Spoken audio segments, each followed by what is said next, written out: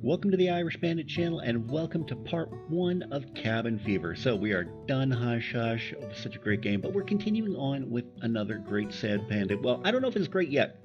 I haven't played it. This is my first time playing Cabin Fever, so you're going to experience with me, unlike playing Hush Hush the last few weeks, which I already played it before, streaming it on my channel. So we're going into this blind. I already can tell the artwork is great, but, you know, from Sad Panda, of course. So let's just get right down into it. I was poking around with it a little bit earlier, so we've already got a few things set up, so let's just get right into it. We're going to go new game, type name here, and we'll just go with my name. And let's go.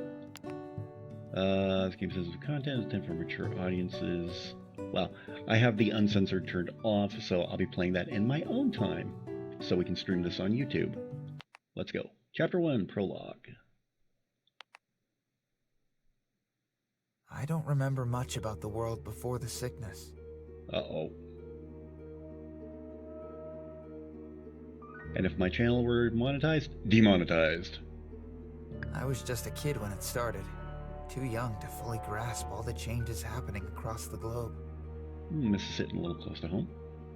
Looking back, it was as though some cosmic clearance bin of trashy dystopian paperbacks was spilling plot points out onto reality. You had your unknown virus, your slow-to-act world leaders, your extremists, deniers on one end, doomsday preppers on the other, and overall just a heck of a lot of scandal and angst. What it boiled down to was this: stay away from each other. I mean, that's just a philosophy I have in life, so... Yep, that simple. Stay away. Because the sickness mutated so rapidly, spread so easily, and killed so many, that preventing transmission was the only way to stop it from wiping out the human race. A cure could be developed, they told us. Would be developed, they promised. Somehow. Someday. Life changed. Everything from school and work to medical appointments and family dinners became virtual. And as it turns out, hosting an online society requires a lot of computer programming. Like, a lot. Lucky for me, I'd always had a knack for stuff like that. It was easy to get trained and even easier to find work.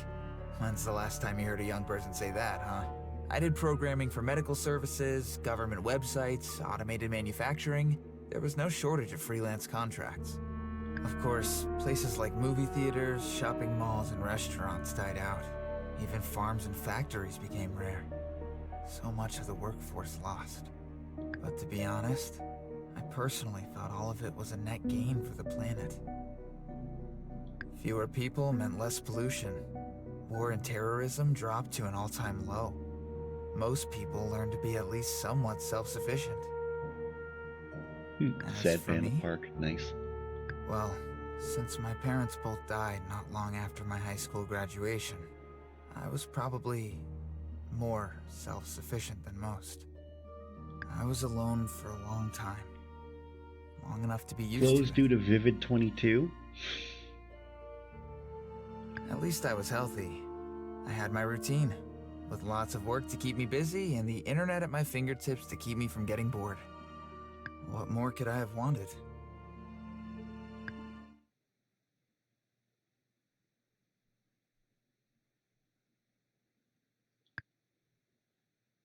Chapter 2, Seed. Wait, wouldn't this be Chapter 1 if that was the prologue? Oh, whatever.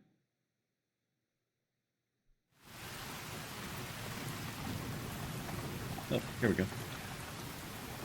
I lived in an off-grid cabin that had been in my family for years. When I was young, we used to visit every summer, just to get away from it all. I probably call that ironic, but every time I say that word, someone tells me I'm using it wrong. I mean, as long as you're not using it like Alanis Morissette used it. Anyway, when the sickness started spreading, that cabin became a place to survive. It had everything a small family could need. Though, like I said, by this time, I was still a member of my bubble. I was used to taking care of myself.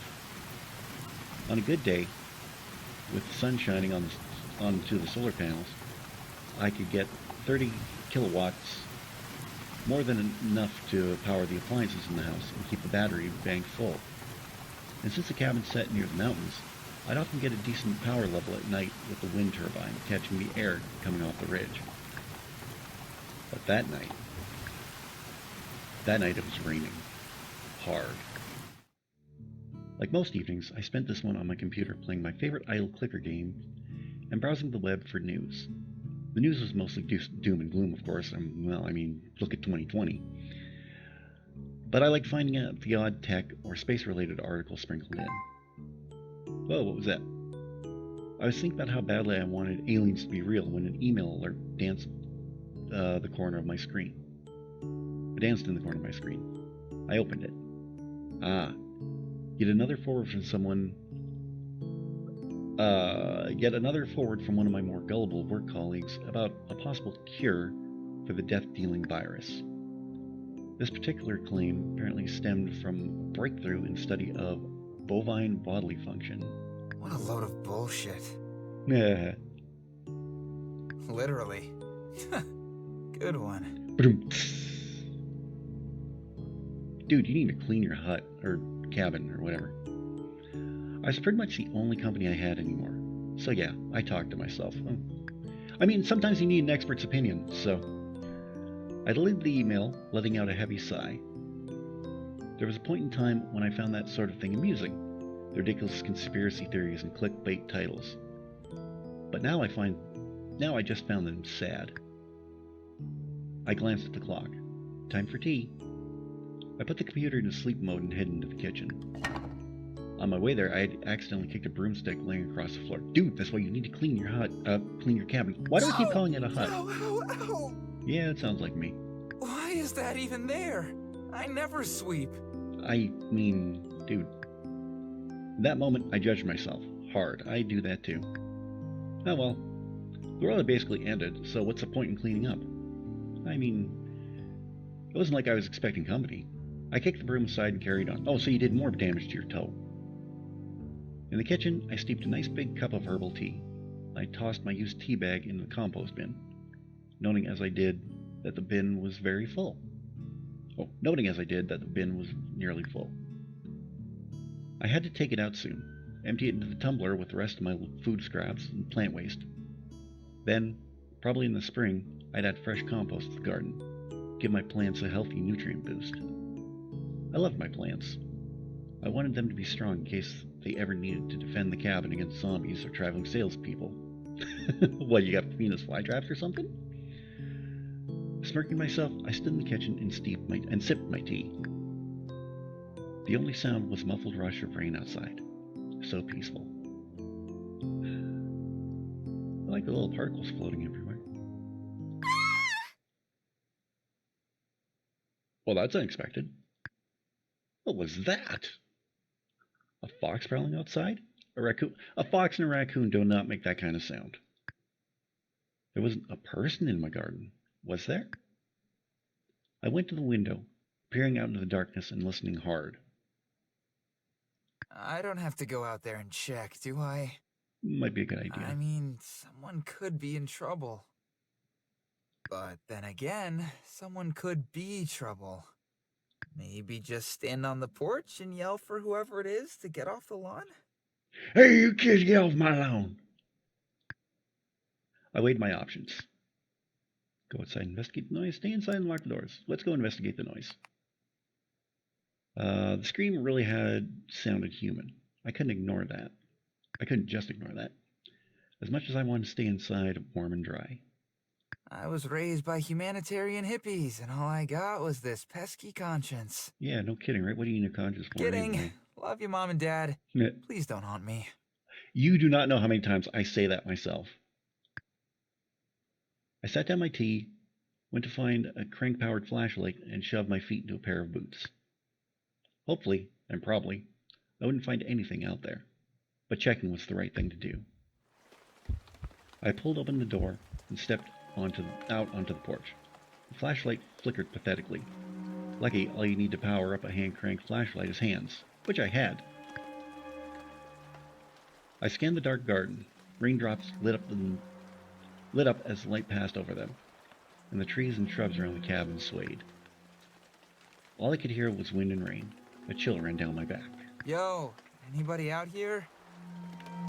No? Cool. Have a good night then. Later. I turned to head back inside. A small voice stopped me in my tracks. Hello? I'm here. Would you mind, helping me out of this, please? The rain seemed to beat down harder as my pulse sped up. I turned my flashlight towards the voice, my hand visibly trembling. It sure is cold out. I'm definitely not shaking out of fear, because that would be super lame. I forced myself to step down off the porch and follow the path, until finally I was close enough to make out the shape of a person. As the weak flashlight beam illuminated more, I gasped. Whoever I'd been expecting to find, it certainly wasn't this delicate wisp of a girl. She was so pale, she almost looked like a ghost. Even her hair, long and clinging to her face in the rain, shone bright, almost white in the glow of the flashlight. She crouched on her hands and knees in the mud as though she'd fallen. 100 questions raced through my head. Where did she come from? How long had she been out in the storm? Why wasn't she dressed for the rain? Was she lost? Was she sick?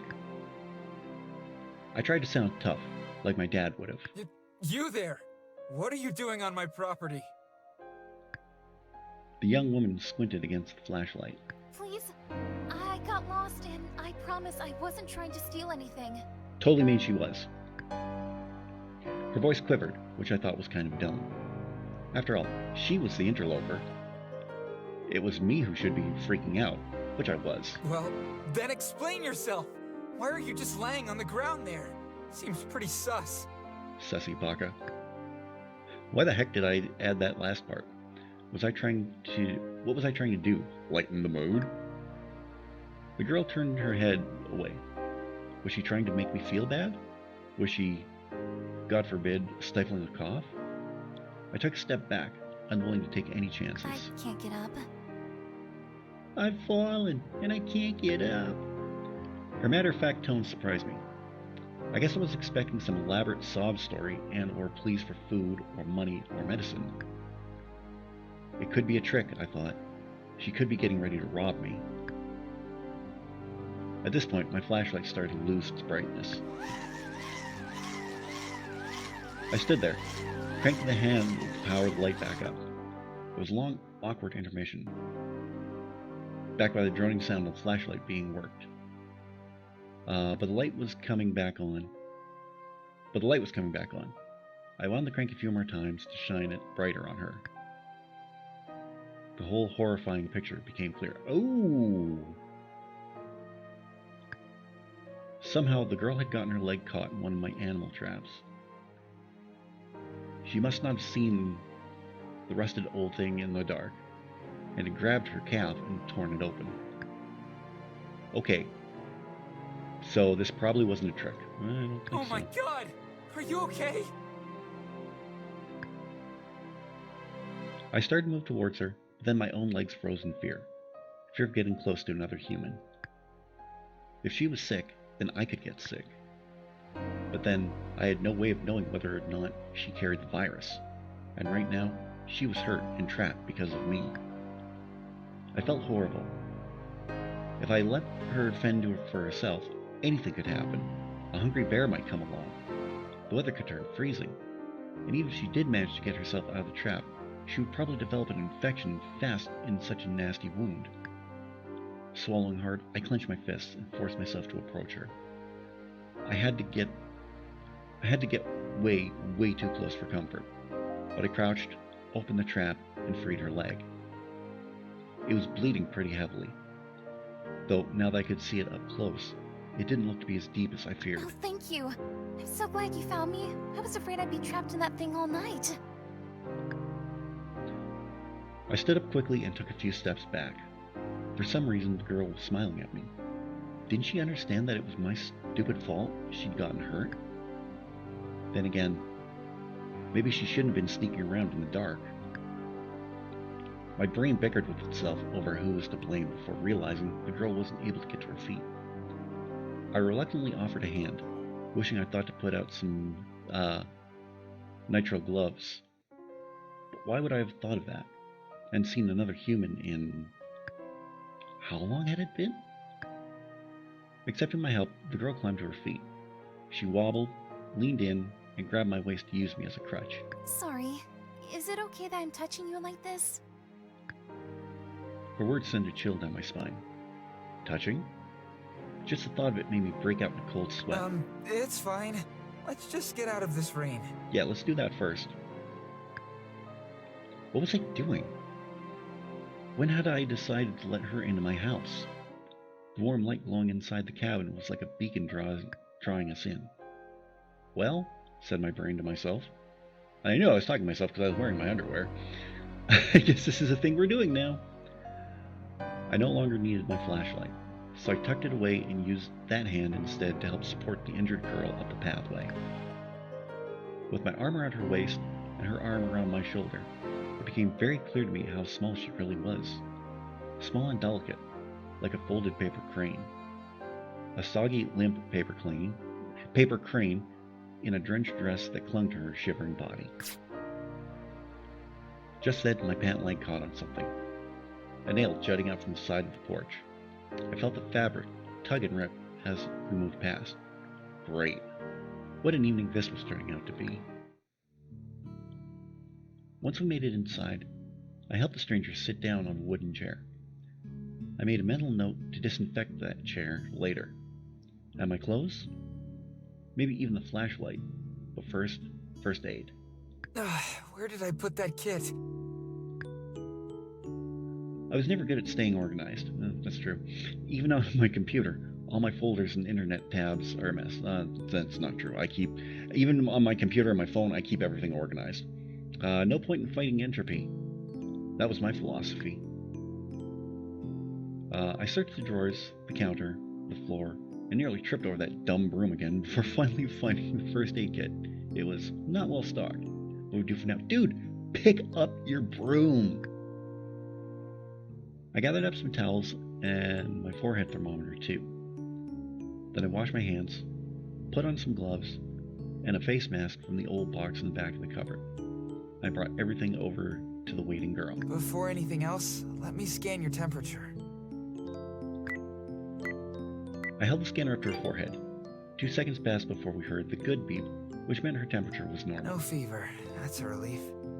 Do you have any other symptoms? Her eyes widened. She shook her head. Well, it was still better to be cautious. I barely breathed as I took her leg into my lap and started tending to her wound. She didn't wince or complain at all. She was tougher than she looked. I was the opposite. I knew. I looked mean even when I wasn't trying. But on the inside, I was basically a fluffy yellow duckling with anxiety. If our situations were reversed, it was my leg cut up like that, I'd probably have been a weepy wreck, spouting rare and extravagant curse words. But she just sat there, quietly watching. Are you a doctor? No, I don't even play one on TV. Was she joking? Do you honestly think I look like a doctor? Shit. Way to draw attention to your looks, idiot, I thought to myself. Not that I cared, really. It was just that I hadn't combed my hair in a few days, or weeks. And I'd been living the same set of clothes for a while now. A ratty old t-shirt with a rocket ship on the front, and a pair of jeans that had long gone out of fashion. Jeans never go out of fashion. Hot, right? In other life, I might have felt self-conscious. Not about my teeth, though. Never about my teeth. Dentists were kind of thing of the past, and since I wanted to keep my teeth for chewing purposes and whatnot, I was committed to practicing good oral hygiene. Hey, that's always a good idea. I'm not sure what a doctor looks like, but you seem to know what you're doing, and you're a very kind person. So I believe you if you told me you were a doctor. You're really... I looked away, awkwardly holding a clean bandage against the gash on her leg. The towels I'd used to clean the wound or no. A pile of blood-soaked, mud-stained rags on the dirty floor. Was I a kind person? It's just basic first aid. Not a big deal. Here, hold this. Put pressure on it while I wrap it up. I wrapped a length of gauze around her narrow leg to hold the bandage in place. That should be okay overnight, but we should probably clean it again and rewrap it tomorrow. Her leg didn't leave my lap. Instead, she wiggled her toes and shot me a small smile. You're going to let me stay here? Can't have you stay out in the rain. Huh? I looked up at her and instantly forgot how to speak, because suddenly I was struck by how pretty she was. I mean, the rain had really done a number on her, but still. She must have been around 20, give or take. Not too much younger than me. She was thin, but everyone was thin these days. With her, it was like she'd been built this way, small and delicate and weightless. Her dress was simple and a little threadbare. The rain had soaked through, and I realized I could sort of see her undergarments. Ooh! I quickly averted my eyes, my cheeks warming. I hope she hadn't noticed me looking, because I really hadn't meant to look. You said clean it again tomorrow, right? Yeah. I did. I did say that. The room seemed to spin a little. My face went from feeling very hot to feeling very cold. Stay away from each other. That was the rule. What was I supposed to do? Maybe it's okay if she stays. Maybe she shouldn't be here. I mean, she's not showing any symptoms of Vivid 22. And it's raining cats and dogs outside, so I think it's okay. Look at how pitiful she is. Oh, well, come on, dude, said my brain. My brain was right. I didn't know what to expect, but I didn't... there goes my tongue again. I didn't know what to do except go along with it. Well, it's not like I'm going to just send you back out into the rain. My thoughts exactly. Not by yourself, anyway. Is there anyone else in your bubble? Anyone I can call to come get you, or... She looked down into her lap. No. No, well... Oh. Her response made me too nervous to ask any further questions. I just wasn't sure if I could handle a tragic backstory at this particular moment. In any case, I knew that if my parents were still around, they'd never have sent this girl back out in the night. They'd have let her stay, at least until she got her bearings. I sighed, giving in. Okay, well, you can sleep on my couch tonight. We'll figure the rest out tomorrow. We should really stay at least 6 feet apart, though. Oh, thank you. Thank you so much. Dude, ask her name. She nodded and gently removed her leg from my lap. I moved back, making more space between us, and sat to examine the rip in my pants. Meanwhile, my brain tried to fathom what was happening. I brought a stranger to my house. I didn't know who she was or where she'd come from. This seemed like a bad idea, and also a tad surreal. Damn, I liked these pants. Oh no, did you get hurt too? No, it's just a rip. Oh, that's not so bad. It can be fixed. I got up and made even more space between us. She stood up too, testing her weight on her injured leg. Wow, it already feels so much better. Oh, she's You must talking. have a magical healing touch. I was starting to think that she might be one of those weird, optimistic people. Also, it was hard to think straight with her standing up in that very damp, very revealing dress. I mean, it is a little revealing. You need to take that dress off. That came out wrong. What I mean is, it's wet and cold, and I'm sure you'd feel better if you changed into something dry and warm. There you go, nice recovery. I'm sure I have some extra clothes you can wear. Really? Hot in the face, I ran off to procure a basket of old clothes from my storage closet. I hadn't worn them since my teenage years. They were too small for me now, but might be a good fit for her. Here, take whatever you want. They're all clean. I dropped the basket on the table and walked backwards away from it. That's so nice of you. I'll get changed now. Okie day. I watched her take the basket and hobble out of the room to change where I couldn't see. When she came back, I was surprised to see that she had chosen a button-down that was part of my old school uniform from back before everything went online. I'd been much younger and much smaller when I wore that shirt, but even still, it swam on her frame. It almost looked like a nightgown, which is probably why she had chosen it. I haven't felt this comfy since I don't know when. It's a school shirt, right? I always liked the look of school uniforms, but I never got to wear one. All my classes were online. For some reason, that made me a little sad. I myself had so few memories of the world before the sickness. It was hard to imagine not having any at all. How old are you? 21. My Okay, birthday good. was actually last week. Hey! Oh, Happy well, belated. Happy belated birthday. Do you have a name? Well, I would hope so. Oh, of course I do. It's Mallory. Nice to meet you, Mallory. Nice to meet you, Mallory. Well, not nice exactly. Weird to meet you, I guess. Hey, Mio, can I have a writing job I'm at Sad not Panda? used to people. Yeah, I get it. I didn't mean to trespass onto your property. I really did get lost. And then the rain started, and I could hear these dogs or something howling. I was scared, and I ran towards the first light I saw. I nodded as if to say I understood. It was true that there were things like wolves and coyotes in this area. That was why I'd set up extra secure fence for my chickens. But what were you doing out there in the first place? That's a very good question. I would rather not talk about that. Okay. I stared at her, totally perplexed. Why the secrecy? Should I press for more? Let go for now. She had a rough night. I decided not to push it. It was all too much, and I really needed sleep. My toe was hurting where I stepped on the broom. You in that damn broom, dude. Don't worry about it. You're here now, so just take the opportunity to get some rest.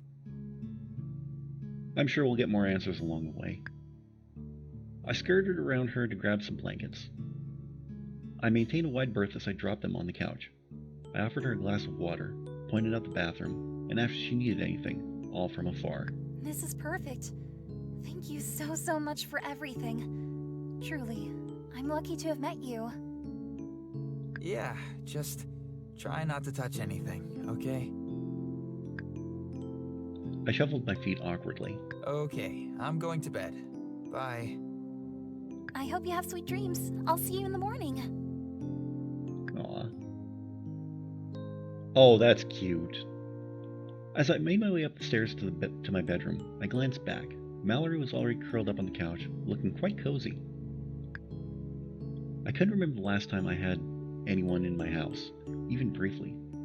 I'd been so careful for such a long time. I didn't know where she'd been, or if she'd been as careful as I was. I mean, there's careful and there's obsessive, honestly. I was careful all through the 2020 pandemic, but when my gaze fell on her bandaged leg, a prickle of guilt surged up. Good night. I finished climbing the stairs and flopped down on my bed. Hey, I love the view! I was so exhausted, emotionally puzzled, and mentally drained. It didn't take long for me to fall deeply asleep.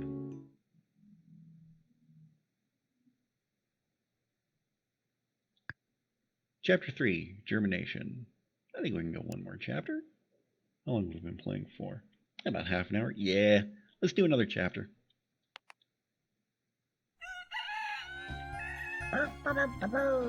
I woke as usual to the happy sound of a rooster crowing in the garden. Shut the hell up! That'd be my reaction.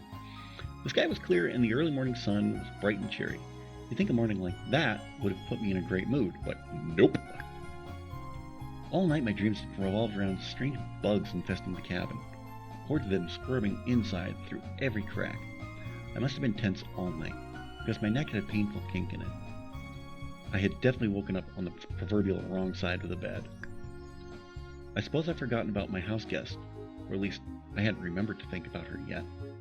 I was busy making a list in my head of the work I needed to get done today. That's when the smoke alarm started shrieking.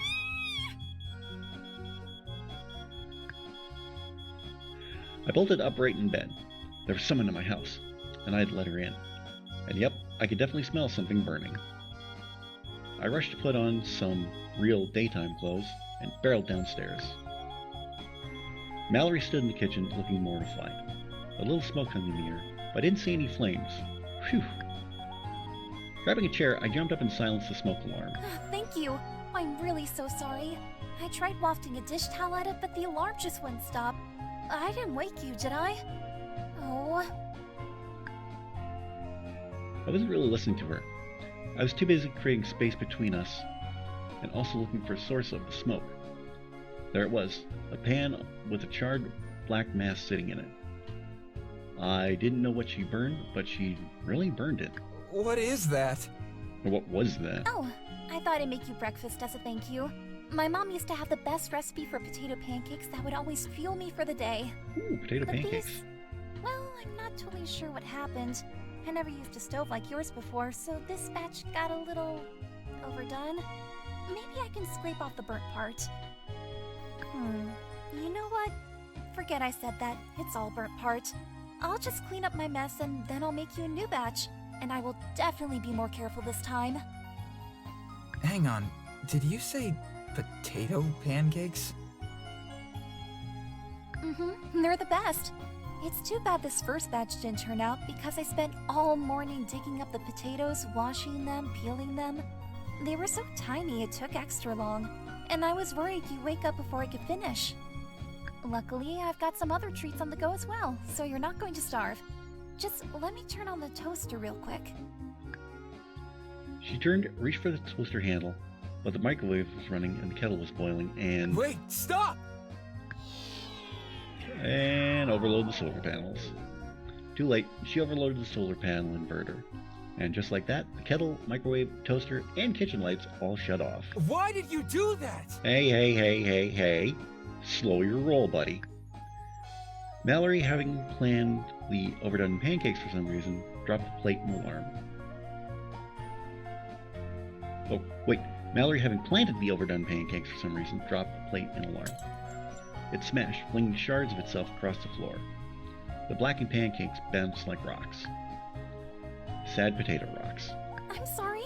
I just wanted to make you some breakfast. I didn't mean to cause so much trouble. I'll clean this up. I sighed in frustration. All I had wanted was to make coffee and sit down at my computer, just like every other morning. I couldn't do that now, because I had to get the power sorted and check to make sure she hadn't completely destroyed my precious garden. Are you angry with me? How was I supposed to answer that?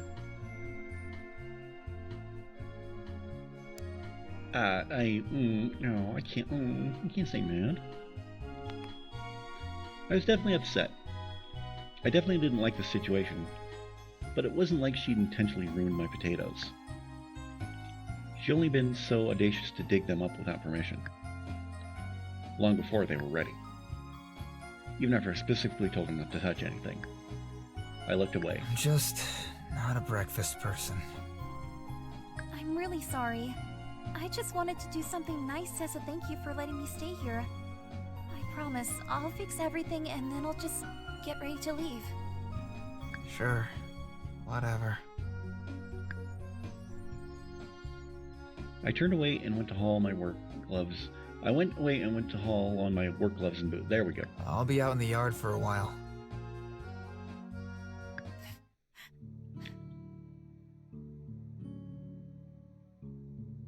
Yeah, that's what I thought it was. I went out, and as I pulled the back door shut behind me, I heard a soft sound from the kitchen, like a heavy sigh or stifled sob. Wait, was she crying? What did I get myself into?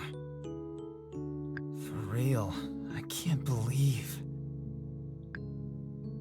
I continued muttering grumpily to myself as I strode out into the garden. Then I took a deep breath of fresh, cold air.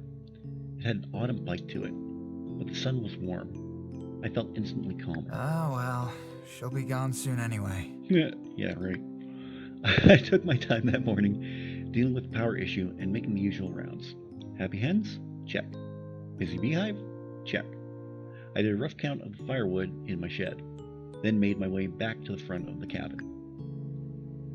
I stopped when I saw the bloody animal trap where Mallory had gotten hurt the night before. Damn, that That had to have been painful. I would imagine so. I've never had my foot or any part of my body trapped in a bear trap before, so I wouldn't know. And I hope I never know. I felt pretty bad. The traps are only supposed to be wards, something to keep my bubble a little safer from dangerous wildlife. I never meant for anyone to get hurt. I mean, things like that happen. I looked at the trap, wondering if I should rethink my setup. Yeah, let's move the trap. I decided to move the trap instead further away from the house, closer to the woods. Maybe next time I'll catch something less likely to ruin my day. Or... Okay, that was a bit harsh. She didn't mean to ruin my day. Exactly. A rabbit would be good, though. I ignored the sudden craving for rabbit stew, and, having finished with my trap, wandered down to the garden. Right away I could see where Mallory had dug up breakfast. I surveyed the overturned earth with a heavy heart, noticing a handful of small potatoes uprooted and abandoned. Well, I could always plant something new here. That was the right time of year for garlic. The sun had already climbed high into the sky. I was feeling almost warm enough to peel off my sweater. I figured I should probably go inside, maybe eat something, check in on poor Mallory, and get to work on my computer. Right away as I went inside and kicked off my boots, something didn't feel right. It took me a moment to realize, your cabin's clean. The mess was gone. There was no brooms on the floor, or garbage bags waiting to go out. No scattered crumbs or dust bunny cities. Everything looked so clean. Wow, how long did it take her to do that? It literally sparkled. But how? And why? Had Mallory done all this just to make up for the little breakfast fiasco? Whoa, this is really nice. Yeah, Like, you see really, what happens, dude? really nice. As I looked around at all she'd done, I started to feel I started to feel like a bit of an ass. I figured I should apologize. But where was she? She hadn't left already, had she? I'm using my phone to check the time. How long the episode is. Then I heard something coming from the bathroom. The sound of splashing water and a small voice humming a happy tune. Dude! Stay out of the bathroom! Stay out of the bathroom, dude! My heart sank. She couldn't. She wouldn't. Without thinking, I threw open the bathroom door. Oh, dude! Okay, she's wearing a towel, that's good. I mean, this is also the censored version, so...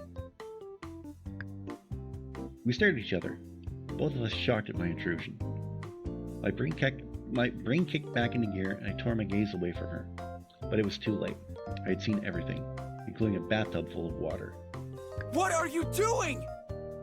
I was just taking a bath. I pointed in the direction of the bathtub, keeping my eyes fixed on the door frame. That's my water supply! It's still warm if you want to use it. What? Did she not get it? Obviously not. That's my water supply!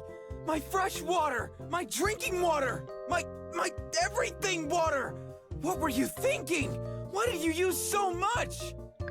Dude, harsh. Panic was really setting in now. What if she'd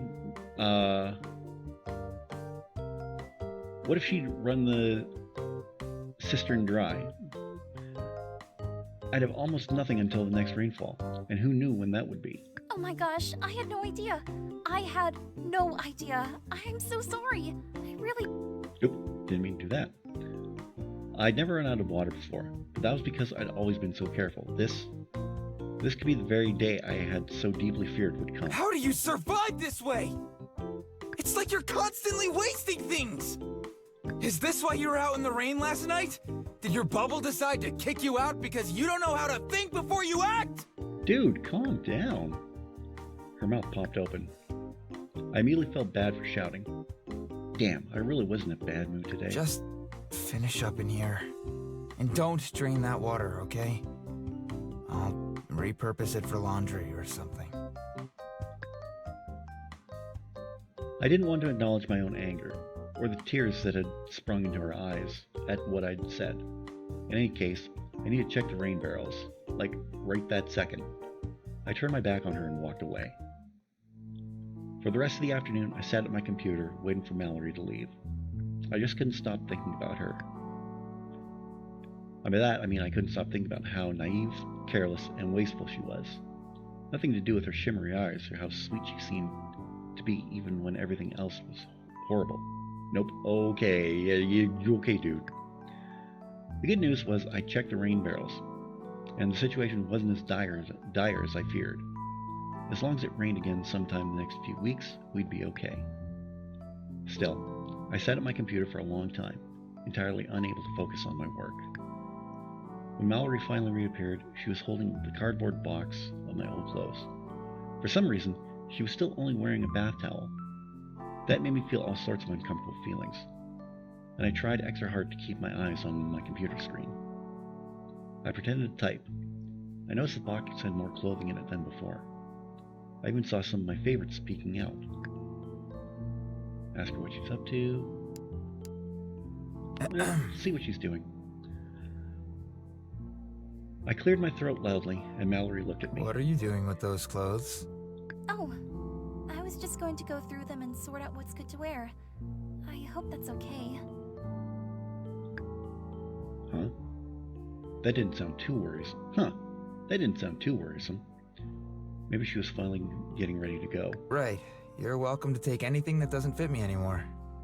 I'm sure you could use some warmer things to wear out there on your travels. I turned quickly back to my computer, hoping I hadn't hurt her feelings with my not-so-subtle reminder that I didn't want her here. Why do you care about her feelings? Asked my brain. You already told her she's not welcome. She'll be going soon either way. I hyper-focused on my screen. In another couple hours, I still had nothing done. Suddenly it was dark out, and I was starving. And Mallory still hadn't left. In fact, she was in the kitchen. There was nice, savory smells wafting my way. I logged off and shut down my computer, quickly but casually, making my way over to her.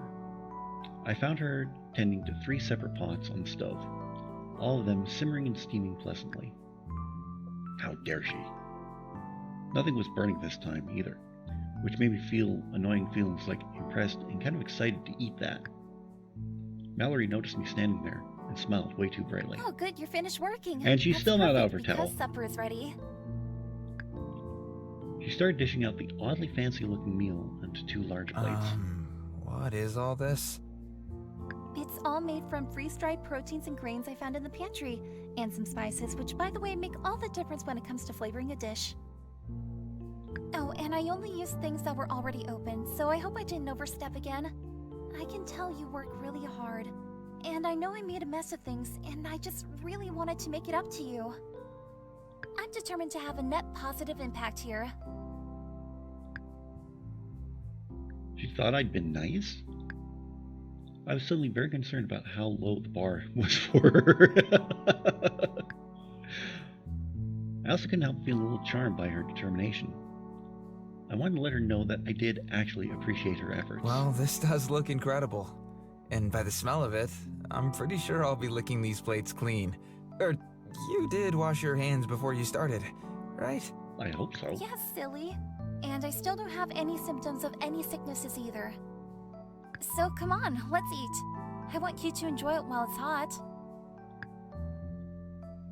There was something so endearing in the simplicity of her delight. I smiled as I took my plate and sat down at the far end of the table, away from her.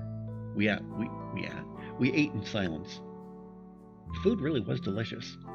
I wouldn't have guessed that she had it in her, not based on that morning. I wonder if I should try to get some answers out of her now, I thought, and cleared my throat. How's your leg feeling? It's not too bad. I should probably take a look at it after supper, clean it up and put a fresh bandage on it. And then, I suppose we should talk about getting you home? Right. Home. Yeah, that look says no. I mean, I don't know if you have a family or a group or whatever, or if you're on your own like me, but you don't exactly look like you, live in the forest. So where are you headed? She lifted one shoulder, visibly uncertain. Surely there must be someone, somewhere. I'll figure something out. Hang on, no. I want to make sure you're going to be okay. I thought you just wanted me to leave. Ideally, I'd like to know at least something about your situation. Maybe I could help you. She looked away. That's sweet of you, but I'm sorry. I'm just not ready to talk about it. Okay. We fell quiet once more, just the awkward scrape of forks on plates to fill the silence. I considered her as she sat across from me. So beautiful it was, as if she were a digital painting. Can I just ask one more question? Why are you still wearing that towel? That's a good question. She looked at me blankly. The last few morsels of food, bouncing on her fork, fell back on her plate. She glanced down at herself, then up again, hands clasping around the sides of her face. What? You mean I've been wearing this the whole time? Yes? Oh, I can't believe it. How do I forget these things? Oh, I'm so embarrassed. Oh my gosh. At least she's not naked. I couldn't help laughing. I felt like I was finally catching on. She was a bit of a space case. That was all. And her mannerisms made it her mannerisms made it sort of adorable. I'll be back to clean up as soon as I'm decent. Her efforts to flee quickly were hampered by her leg. She ended up limping away in search of her clothes, mumbling exasperately under her breath. That probably wasn't the right word, but oh well. That's when it hit me. I hadn't even considered how much pain she must have been in as she cooked and cleaned and tried so hard to pay me back. Pay me back for what, though? I'd only wanted to help, and I hadn't even done a great job of it. And now I was trying to send her away knowing full well she had nowhere to go? No, I couldn't do that. And now, I felt like I had to make things up to her. I tidied up quickly from supper and returned to my computer, where I booted up my 3D printer. I hadn't used the thing often, but it was there for emergencies, and this seemed urgent enough. I managed to find a design that was close to what I imagined. I set everything up and stood back to watch the printer do its thing. Just then, Mallory emerged wearing her dress. Oh, you already cleaned up. I guess that's it then. She stood beside the table, leaning on it for support. I stood in front of the printer while it worked. I didn't know what to say, so I decided to just let words come out of my mouth. You should stay. Blah, blah, blah, blah. Also, I'm sorry. I've been a total asshat to you. Yay! They use the asshat in the game. Yes. That makes me so happy for some reason. She looked up at me, nervously clutching the sides of her dress in her tiny hands. Her mouth opened and closed like she didn't know what to say either. So I just kept going. It was kind of a shock to have you show up here. I haven't had anyone visit, ever, because this has always been my space, my family's space. I guess I felt sort of invaded. What about Facebook?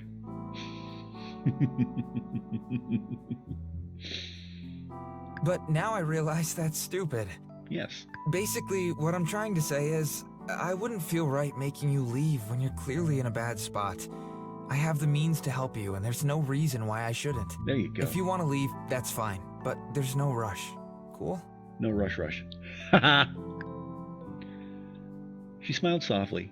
Her eyes seemed to glitter. Cool. Behind me, the 3D printer finished its work. That was quick. I turned around to take sheets of gauze with the cute potato pattern I'd printed, hoping it would amuse her and lighten the mood. Can I redress your leg now? The pattern on the gauze made her giggle, and she nodded and sat down, propping her leg up. I prepared once again for the uncomfortable closeness that was necessary for this task. I scrubbed my hands, put on a mask and a pair of gloves, and went to sit by her with the first aid kit. We chatted idly as I cleaned and packed her wound. Afterwards, I got her set up on the couch and bid her good night. I wasn't exactly tired, but I figured it was better to leave things off on a pleasant note before things got awkward again. I climbed up the stairs to my loft and lay in bed, staring at the ceiling above me. I thought about how angry I'd been with her actions that morning. I thought about how scared and uncomfortable I'd felt throughout the day. How was it that now, a matter of hours later, I could feel such a gentle fondness for the very same person who'd made me so upset? Hey, moody hermit, I kill myself. Okay, that popped me. Yeah, you're probably right, I thought in reply. And with that, I closed my eyes and waited for sleep.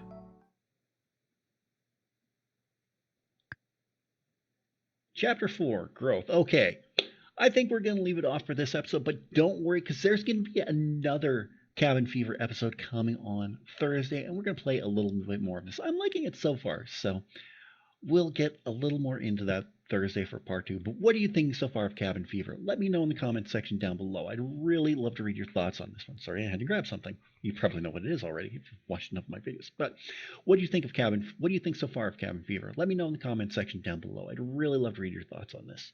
While you're down there, don't forget to give this video a big thumbs up. I'd really appreciate that. In the description down below, you're going to see a link of all the ways you can help support this channel.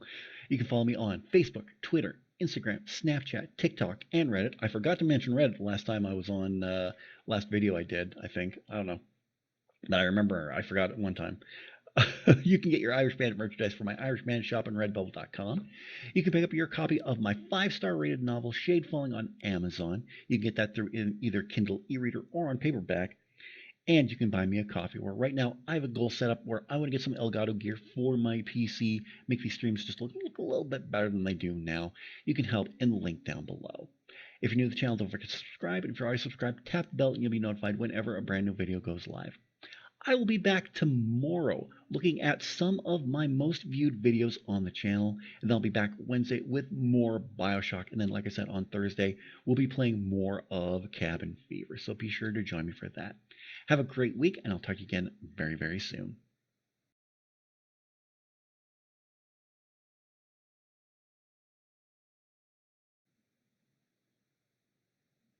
Welcome back to the Irish Bandit channel. Welcome back to more Cabin Fever. Now, where we left off, we just met Mallory. She was caught in a bear trap outside our cabin. We are very diligent, let's just say, not getting this virus that's going around. I shouldn't use quotations because obviously this was written during the 2020 pandemic. So anyway, we just met Mallory, and I think the main character is falling in love with her. I don't know yet, but let's keep on. We're on to Chapter 4, Growth.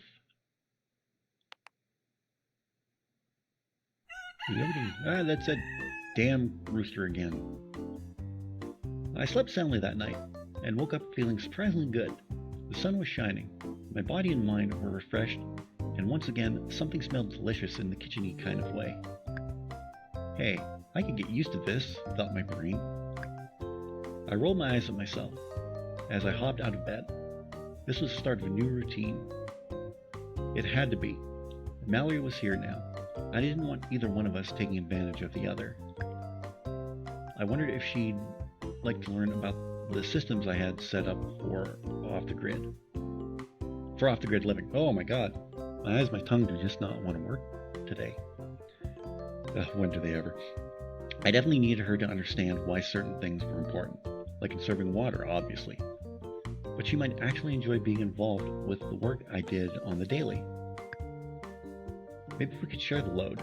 Share the load. Oh, she could be the Sam my Frodo. There we go. I even said, share the load. My heart felt kind of bright and big at the thought of having a friend, even just for a while. It was something to break up the mind-numbing monotony of that sweet post-apocalyptic lifestyle I'd been living. I could be an okay teacher. I taught a few online courses before, for beginners wanting to learn C. Okay, whatever that is. Teaching someone how to feed a chicken shouldn't be any harder than that. I put down the feed. I treaded softly downstairs and snuck into the kitchen. Some egg medley bubbled away on the skillet, and a pot of rice was boiling over. Mallory stood with her back to me, struggling to reach something high up in the cupboard. Your pot is boiling. Oh, you surprised me. Good morning. Aw, How did cute. you sleep? She moved back to the stove to transfer the rice off the heat. Then she picked up the skillet and gave the eggs a good toss. I slept okay. How about you? She smiled, wiping her hands on her apron. It was my mother's apron, actually, and I was pleasantly surprised to see it. It had been tucked away in the bottom drawer and forgotten about for a long time. Great. Your couch is super comfy, and that blanket is so cozy and warm. Good. I'm glad. My gaze drifted to the open cupboard behind Mallory. Did you need something from up there? She looked back at the cupboard and let out a nervous giggle. Yes, please. I was looking for aspirin and I thought I saw a bottle up there, but I couldn't really reach. I didn't want to risk standing up on a chair or something with my leg. Is it getting more painful? I did notice a little redness yesterday, but I didn't think it was infected. Unless... Wait, you're not feeling sick, are you? No, it's just the leg. It's a bit achy. I motioned for her to switch places with me, keeping some distance between us as I reached up and grabbed the aspirin bottle from out of the cupboard. It was still half full, yet I hesitated a moment, reluctant to share my supply. But then I could order more, along with a first aid kit I needed to replace. I set the bottle on the counter and stepped away so Mallory could take it. She smiled so brightly that dimples appeared in her cheeks. "Aw, cute!" Thank you so much. You're the best. I pressed my lips together, trying not to smile. We were still standing too close to one another. I took another few steps back, clearing my throat. Maybe it's time for another temperature check, just to be sure. Dude, you're so anal about these things. Anal. I went to grab the scanner and came back. I'm so sorry for that one. Could you, move your hair? She lifted her bangs off her forehead so I could get a clear reading with the temperature scanner. After a few moments, the happy sound of one beep let me know she was fever-free. Okay, you're good. But we should keep distancing until enough time has passed to know for sure. Mallory nodded as she untied her apron. Then she did a little twirl on her good leg and offered me a plate. How's this for a second attempt at breakfast? Hey, nothing got burned, so... The food looked glorious. I knew the eggs were fresh because I collected them myself a few days prior. Still, what she had done with them was beyond impressive. Rough chopped vegetables and herbs gave splashes of color to the omelet, which was stuffed with steaming hot rice speckled with even more seasoning. The whole thing had a downright heavenly aroma. Suddenly, some good old Shakespeare came to my brain. Did my heart love till now? Forswear its sight, for I ne'er saw true beauty like this breakfast. I thought to myself, you're a nerd. I think that to myself every day. Well, you seem to have learned how to use the stove properly. She blushed. Oh no, I hope that hadn't embarrassed her. I meant it as a jokey, complimenty thing. You've been alone too long, I said to my brain. Really, this is amazing, and I don't deserve it. We enjoyed our breakfast at the dining room table, sitting across from each other just like the previous night. Through the great big window at Mallory's back, the yard looked bright and inviting. Looks like we'll have great weather today. I was thinking of doing some work in the garden for a while. A place like this needs a lot of maintenance. 10 acres of green space, all the off-grid systems. It's a constant running to-do list to keep everything going. It seems pretty amazing. Is it hard to take care of it all by yourself? It can be hard work, but it's worth it. Well, what can I do to help? I looked at her, a little surprised. Ask her to join in the garden. Stay off her feet. Well, we were just talking earlier about having her help out, but after what she said earlier about her leg, maybe she should relax and stay off her feet.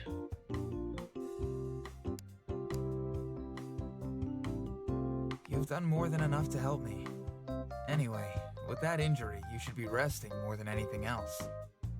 I have lots of books on the shelf over there if you want to just sit and read for a bit while I'm working. I'd much rather be outside enjoying the nice weather. Sure, you can totally sit on the porch and read a book. She giggled. Or I could come with you. You could teach me all about how you live off the land. I mean, we were talking about that earlier, so... We should get to know each other at least a little bit, shouldn't we? She had a point. It had already crossed my mind that I should acquaint her with the property and the way I did things. I conceded. Alright then. I guess you'll join me. I thought about insisting we both mask up if we were going to be spending the day in close proximity, but I thought about it some more. And since we'd be outside with lots of space around, and since neither of us had any symptoms, I imagined it would be fine. As we headed outside, I offered Mallory a jacket. She declined. I was skeptical that she'd be warm enough to keep her threadbare dress. Let me try that again. I was skeptical that she'd be warm enough in her threadbare dress. But it was her call. At least the sun was warm today, and there wasn't much wind. I let Mallory lead the way through the garden. She would stop to examine all the different growing things, all the fruits and vegetables, more than enough for one person. I often had an overabundance of produce, so I would end up canning a lot of it. Yeah, that's not a bad idea either. Except for those potatoes, R.I.P. Oh my gosh! Are these strawberries? There she stood in the strawberry patch, a look of total wonderment on her face. Her hair's down, makes her look like wings. It's cute. Nice touch, Mio. I love that touch. They look so plump and juicy, and they're so red. How did you grow them? They're actually the easiest thing to maintain around here. They grow like weeds. Pretty much every year I get 3 whole harvests out of this patch. Really? What do you do with all of them? Make jam. I make my own jams, put them in salads, make smoothies, things like that. I dehydrate some for easy snacking too. Oh, that's such a good idea. But I think they're best right off the bush. You're welcome to have some. Her eyes widened. Aww. They were huge and were actually twinkling now. How did she do that? I've never eaten a strawberry before. Are you sure? You never had a strawberry before? Never? Jeez. Yeah, help yourself. Just put your index finger and thumb right behind the stem and pinch it off.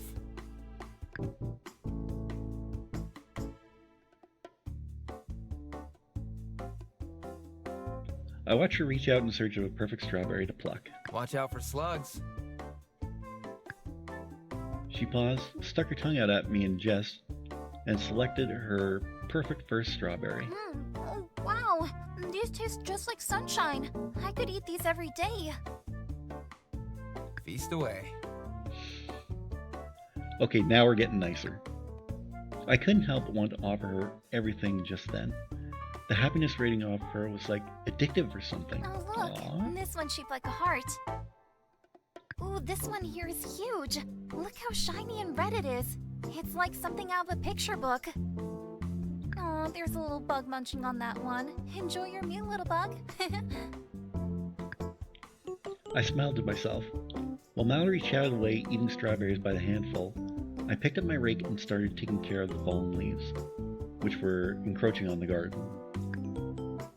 Mallory noticed and came over. Can I do that? Her smile was brighter than the sky above us. Oh my god, no, I think I'm that's falling okay. in love with her. You need to go easy on your leg. My leg feels fine. Please? I mean, she did have that aspirin earlier, so... She just looked so earnest. Reluctantly, I passed her the rake. While Mallory took care of the raking, I made my way to the other end of the garden, worked on pulling up weeds.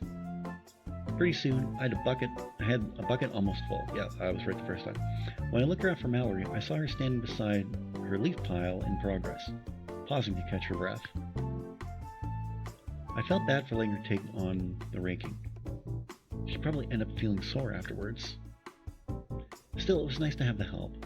I could already tell chores would go quicker this way. I watched her until she'd finished her little break and gone back to raking. Or rather, until she spotted me looking at her, gave me a big thumbs up, which I pretended I hadn't seen. Oh, come on, dude. Do, pulling up weeds. Dude, really? I shook my head at myself, tossing another fistful of leafy stalks into the bucket. Something about this girl stirred up my insides. She was like a cartoon princess, too happy and determined, almost too good to be real. Yeah, she does, seem like Snow White, or I mean, well, no, Snow White had black hair, and she has like white hair. I, for one, definitely wouldn't have been tough enough to pick up a rake with a leg injury like that. If anything, I'd have sat on my couch playing video games until it healed. So I guess I felt a feeling that was partway between admiration and total bewilderment. Because there Mallory was, her pale skin glistening as she did my yard work for me, her dress swaying and dancing around her thighs as she moved. Dude, you're falling in love, man. Wait, am I still looking at her? I thought I went back to weeding. I had to put an end to this distraction. It looked like Mallory was just about to finish anyway, so I carried my bucket over to her. Looking good. Good work, I mean. You totally meant looking good, dude. Let's move all this stuff into the compost bin. Okay, what's that? I showed her the bin, and as we filled up the weeds with the weeds and old leaves, I gave her the rundown. Basically, I put all the dead plant matter and vegetable waste I have into the tumbler. Since it's a sealed container, it traps lots of heat inside and helps the stuff break down. See the handle on the side? I use that to turn the tumbler so everything gets mixed together. Then, once it's all broken down, I mix it in with the garden soil. The compost gives the soil extra nutrients, which helps the plants grow. It's kind of like the circle of life. I save all the peels and ends from the produce I eat, turn them into compost, and use that to grow more stuff. So the garden really provides its own nutrients for the next crop of plants that grow there. Wow, that's amazing. Honestly, everyone should be doing this. It's a big part of reducing waste. It's like a big, friendly leaf monster. Nom nom nom. She fed the last of the garden waste in the mouth of the bin, then patted the top of it as praising a good dog. I mean, I do that every time I pass by my air fryer, so don't judge. I nearly started with laughter. She was too pure for this world, really. No, I'm not going to say it. For a few moments, we stood together admiring the garden. It looked so clean and healthy now. Then, with a twinge of anxiety, I noticed how close we were to one another, how closely we'd been working. But it was probably fine. She seemed healthy, more than healthy. She was handling her injury remarkably well. Was that the so-called power of positive thinking at work? Cough, cough. Never mind. I lurched backwards and looked at her in horror. Are you feeling sick? No, sorry. It's just my throat is dry. I'm really thirsty. One glass of lemonade coming up. Oh, right. We've been working for a while. And now that she mentioned it, I was pretty parched too. I'll go get us some water. I dipped inside, took a few deep breaths, and went to fill a couple of stainless steel water bottles. Everything was fine. Her temperature had been normal from the get-go. She had no fatigue, no symptoms of the virus at all, apart from that one cough, which was justified. Still, it was a reminder that I shouldn't be letting my guard down. When I returned outside, I found Mallory staring up at my roof, one hand raised to shade her eyes from the increasing sunlight. What are those? They look like shields for your house. I looked up at the roof where she was pointing. Oh, sort of. They're solar panels.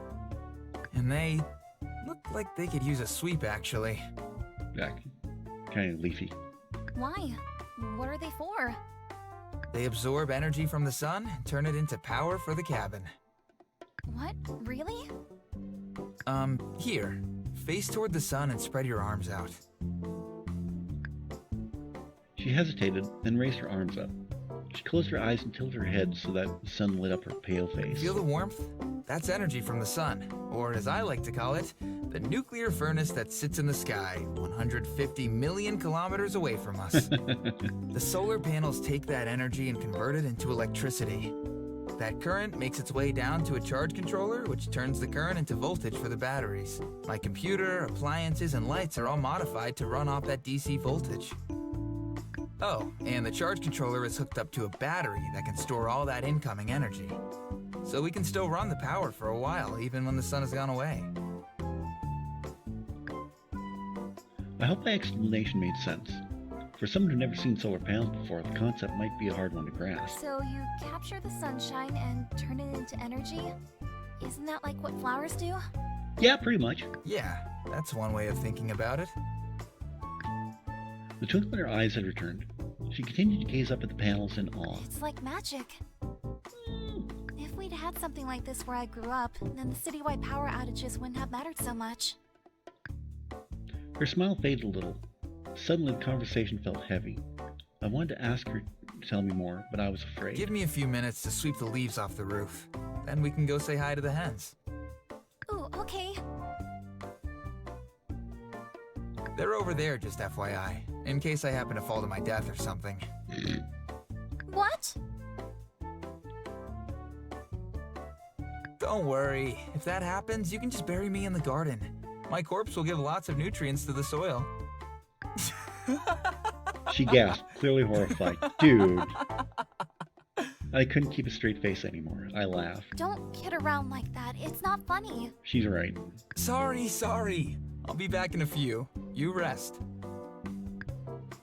I grabbed my ladder and broom from the shed and headed up onto the roof.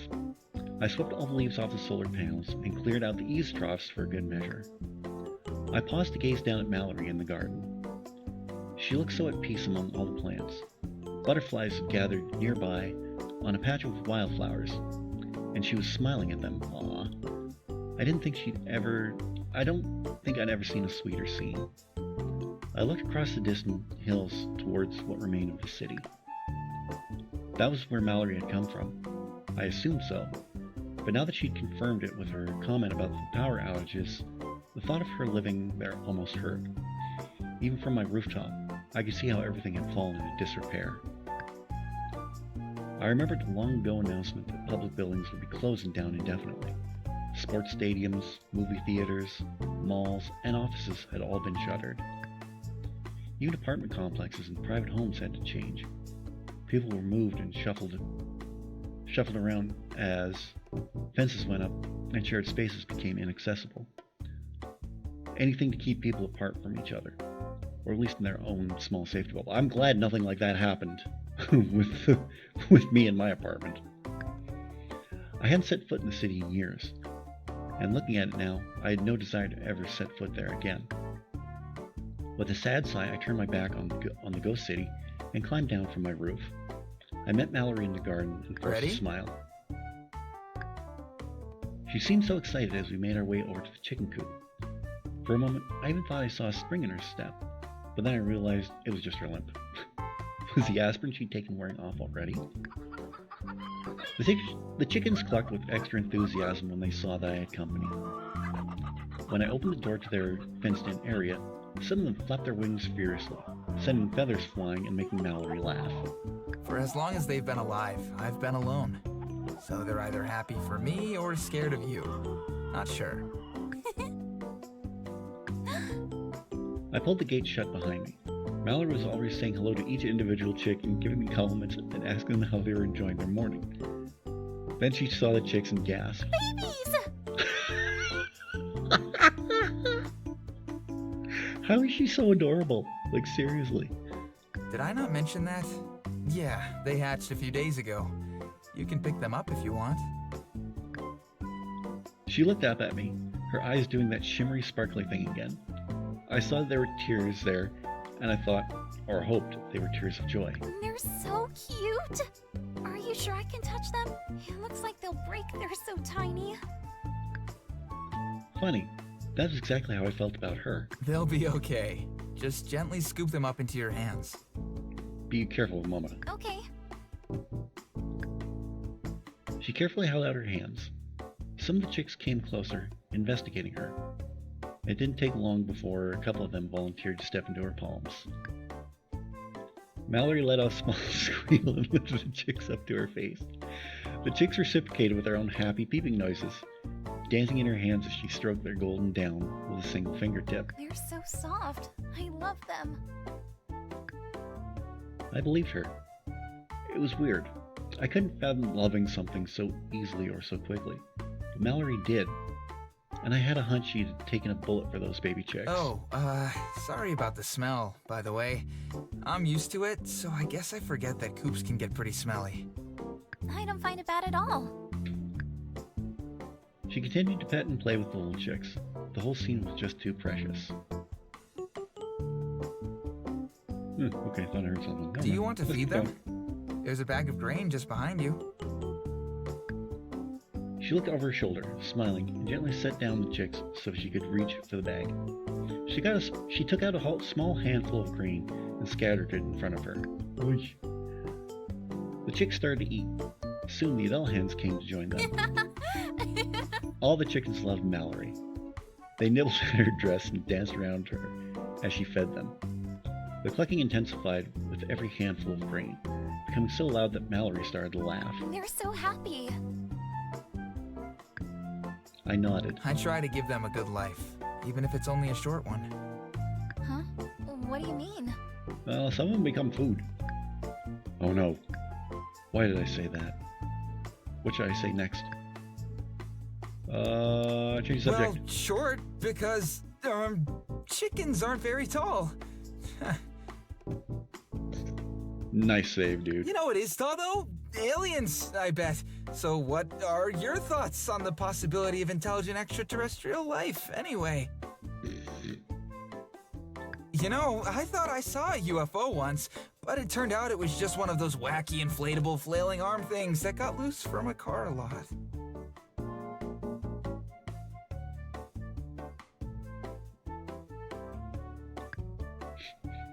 I saw the look of dismay on Mallory's face and let my voice trail off.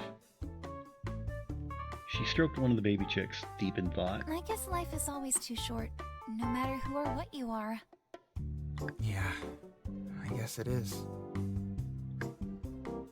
Mallory leaned down and nuzzled the chick again, whispering, I love you, little chick. Have a really fun day, okay? "Aww." She giggled softly. Then she got to her feet and turned to face me. Thank you for bringing me to meet them. Of course. Anytime.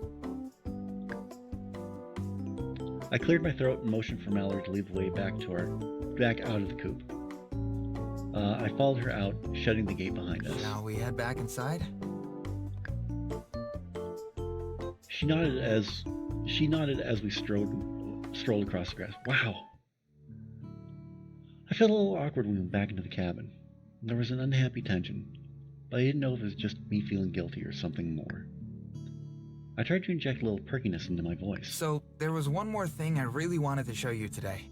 It's the most intricate and nerdy of all my systems, and by far my favorite. She tilted her head questioningly. Remember when I said I have fish? Well, it's a bit more complicated. The fish are actually part of a system I use to grow plants and food indoors.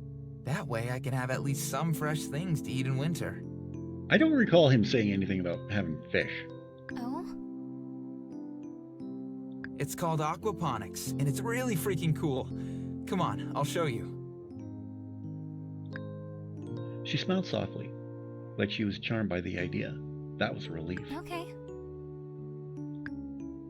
I led Mallory through the cabin to my aquaponics room. It's sort of tucked away, and since I always keep the door closed, it was easy to miss. Dude's growing the herb. I found myself oddly excited to show this to her. I felt almost proud as I opened the door, revealing a dim room on the other side. Why is it so dark in here? I know. Good question. The purple light is kind of strange.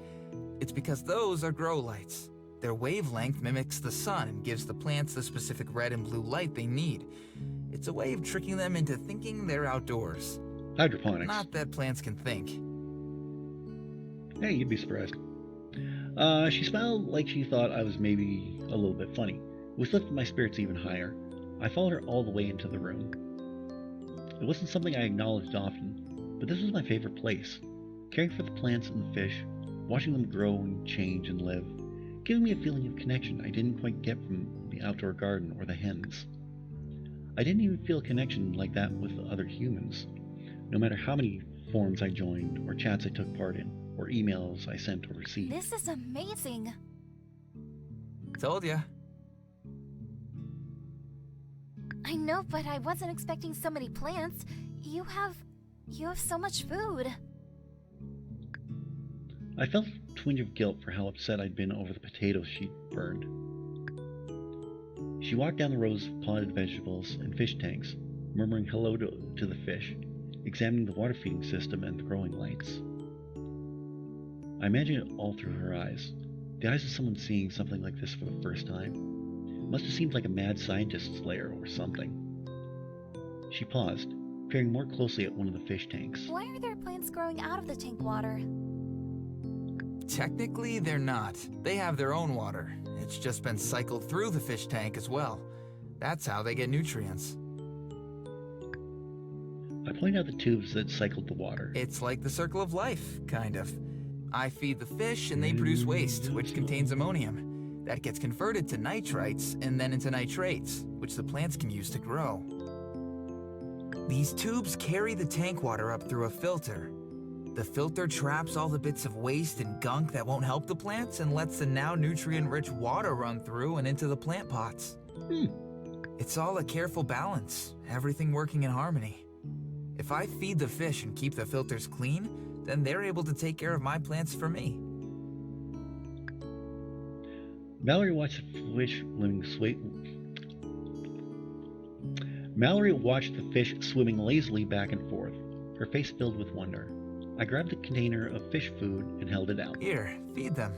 Just take a bit and sprinkle it in. I smiled at her encouragingly. Okay. She took a pinch of fish food out of the container and gently sprinkled some flakes into the tank. The fish swam excitedly towards the flakes, opening and closing their mouths. Mallory smiled and gave them some more. They're really hungry. Don't give them too much. Looking at them feels peaceful. Yeah. I watched her watching the fish. I imagined showing her how to set up a system like this from scratch. I imagined us doing it together, planting the seeds of her favorite flower or a special fruit she'd never tried, celebrating the first bud and first harvest. Dude, you are falling for her hard. Mallory startled me by asking very suddenly, Who taught you all of this? Mom and Dad. She was too close. I took a step back and bumped into some shelving behind me. I could feel my face warming up. Well, my parents used to take see? care of their plants sort of like this when I was young. And then I taught myself a bunch more by reading or by trial and error. She shook her head a little, her gaze fixed somewhere far away. My family had nothing like this. Oh, she looks so sad. There was one grocery store in our neighborhood. We'd have to wait in line for ages, and then the shelves would be practically empty. We had to scrounge and make do with food that was either spoiled or just plain not enough. Damn. All these systems you use. If we could have had something like this, then maybe... My stomach felt tight. This was it. She was opening up. She was finally going to tell me where she'd come from, what kind of life she had, maybe even what she'd been doing out in the rain that night. I didn't feel ready. Why was my heart beating so fast? She looked so somber as her mouth came open, hesitant. And then she said, I love that you wanted to show me all this stuff. But, what do you do for fun around here? That's a very good question. She nudged me and gave me a cheeky little smile. Okay, so much for that idea. That she'll open up in her own time. Just don't force it. I forced my own smile, averting my gaze. Yeah, I know. All work and no play. Yada yada. How about this? Let's go make some tea, get something to eat, and I'll show you my video games. Video games! She nodded, suddenly grinning just as bright as she had been that morning, as if the day had brought her no sadness at all. She said goodbye to all the fish and went back out into the brightly lit hall. I followed and closed up the room behind us. We ended up spending most of the afternoon playing games on my tablet and snacking. When I showed Mallory my favorite retro game, the idle clicker with just the right balance of dopamine-inducing rewards, she told me she'd played it before, with her sister, when they were children. She was so excited about this. Once again, her enthusiasm was infectious. I used to hold the record for fastest speed run of this game, you know. You did not. There's no such thing as a speed run of a clicker game, and if there was, that record would be held by a bot. We teased each other like that, laughing and sharing little meaningless anecdotes. I didn't notice her shifting closer to me, getting more comfortable. We were too comfortable. A comfortable silence took over. Then Mallory leaned against me. Aww. Too nervous to move, I looked down. Her eyes were closed. She was falling asleep. For some reason, I let her stay there on my shoulder. I studied her. The ornate brooch she wore in her sweater dress, the cute pin she wore in her silky hair, her creamy skin and narrow shoulders, the plunging white lace bra. My throat tightened up. This was not okay. Slowly, with deliberate care, I slid away from her. I used the throw cushion to lower her onto the couch, trying my best not to wake her. I placed a blanket over her. She continued to breathe deeply, in and out, unmoving. According to my clock, it was just past 7. I was surprised Mallory had fallen so deeply asleep already. She looked like she'd been there for the rest of the night. Maybe I shouldn't have let her help with so many chores, I thought. But then I was getting pretty sleepy too. I crept into the kitchen and, as quietly as I could, made my nightly cup of herbal tea. We'd snacked all afternoon, so I wasn't hungry, but that cup of tea before bed was an absolute must. Carefully, I carried my mug upstairs, setting it so as not to disturb Mallory. It wasn't long before I was dozing off. Tea only half gone. My body had been warmed by the fire, which made it all too easy to drift off to sleep. That night, I dreamt of the chicken coop being empty. There were only traces left behind of hens, and their feathers were scattered everywhere on the ground. Coyotes must have spirited them away, my dream brain thought. I remember pocketing one of the feathers and walking around the woods in search of them. It was a very strange dream, unlike any other I had before.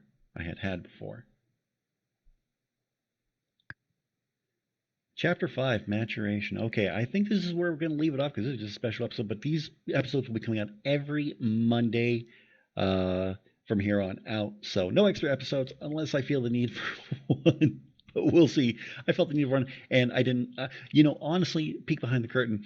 I had an idea beforehand for a video, but I totally forgot what it was. So I was trying to think. Like I said, I had an idea for a video. I was going to film it the Saturday before I do release all my videos, but I totally forgot what it was.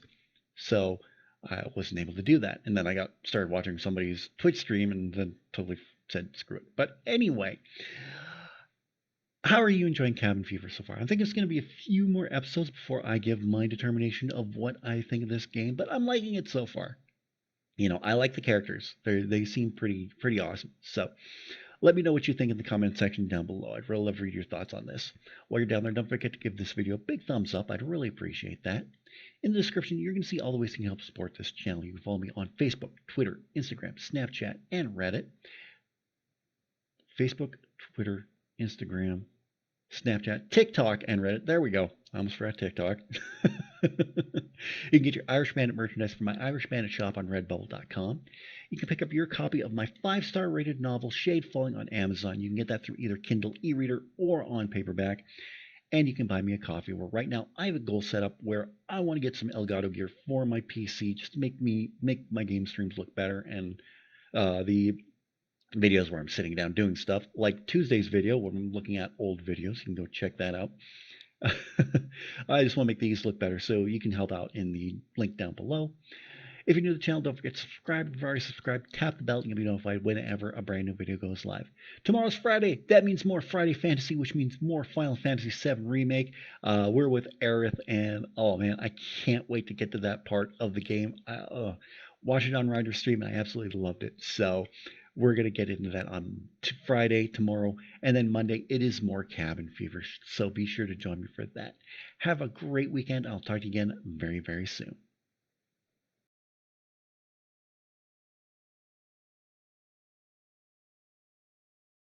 Welcome back to the Irish Bandit channel, and welcome back to more Cabin Fever. In our last episode, we got to know Mallory a little more. We took her around the cabin and showed her just all the ways we've really been self-sufficient through this pandemic or crisis or whatever the end of the world is happening right now.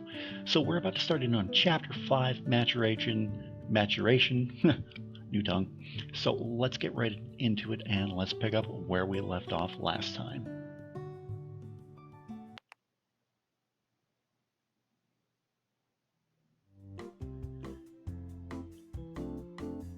I woke up to the sun shining at an unfamiliar angle through my bedroom window.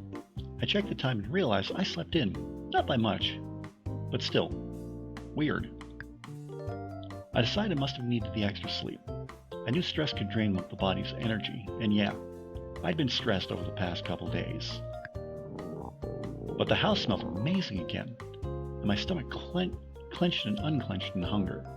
There was nothing, absolutely nothing to be unhappy about. I got out of bed, got dressed, and made my way down the creaky staircase. Something struck me as I reached the bottom step. The chairs were tucked in at the table. The blankets were neatly folded on the couch, and I was pretty sure the floor had been swept again. And it all made me feel so much calmer than usual. I never knew how much my home's cleanliness could affect my mood. Morning, sleepyhead. Your breakfast is waiting. I turned around. Mallory was standing extremely close to me. I thought about stepping back, but then I forgot because her cheeks were flushed red. I was pretty sure mine were too. Good morning to you too. First things first, though. I went to grab the temperature scanner and held it up between us. Oh, right, of course. She lifted her hair out of the way and let me scan her forehead. The scanner beeped happily. Somehow I felt even more relieved than the other times I checked and found her temperature normal. Mallory danced away from me, then spun back around. Suddenly there was a large plate of food under my nose. I grinned. Hey, that actually looks good. Even the soft-boiled eggs. And I'm not a big soft-boiled eggs fan. I'd rather have my eggs hard-boiled. Don't like runny yolk. It isn't much, but I thought it would be good to have a high-calorie meal since we both worked so hard yesterday. It didn't seem possible, but the breakfast looked even more incredible than the one she'd made yesterday. The plate held a rainbow of foods: sliced red strawberries on a tower of golden pancakes drizzled with amber syrup, a stir-fry of rice with orange and yellow peppers, surrounded by fresh, crisp, glistening greens, and a perfect soft-boiled egg. My mouth watered. She's certainly come a long way. I did use the last of the eggs in your fridge to make this. I hope that's okay. I went out to check the coop for more, but there were none. I'd already... that sounds like me. I'd already grabbed the plate and started eating. Through a mouthful of pancakes, I mumbled an incoherent reply to her and shook my head up and down. Sometimes it takes them a day or two, but we'll have more eggs soon. She smiled and sat across from me with her own plate. She ate her breakfast with far more elegance than I ate mine. After I finished breakfast, I gathered up my paltry first aid supplies so I could clean and rewrap Mallory's leg. My gaze landed on the box of disposable masks. My gaze landed on the box of disposable masks tucked at the back of the drawer. The ones I'd been wearing each day when medical care necessitated getting up close and personal with her. But not when we'd been working outside, or in the aquaponics room, or when she sat next to me on the couch while I played my video game. I slid the drawer shut, deciding not to bother with a mask. The two of us chatted a little while I tended to her wound. So I guess I worked you too hard yesterday, huh? What makes you say that? You fell asleep at like 7 o'clock last night. Mallory flushed pink again. She didn't seem sure how to respond. It's okay. You learned a lot yesterday, and learning is hard work. I probably went a little overboard with the teaching. No, but I enjoyed it so much. It made me really happy to hear her say that. Once I'd finished fixing her bandages, I got up to peer outside. The sky above was blue, but there were gray clouds gathering in the distance. I decided to check the forecast.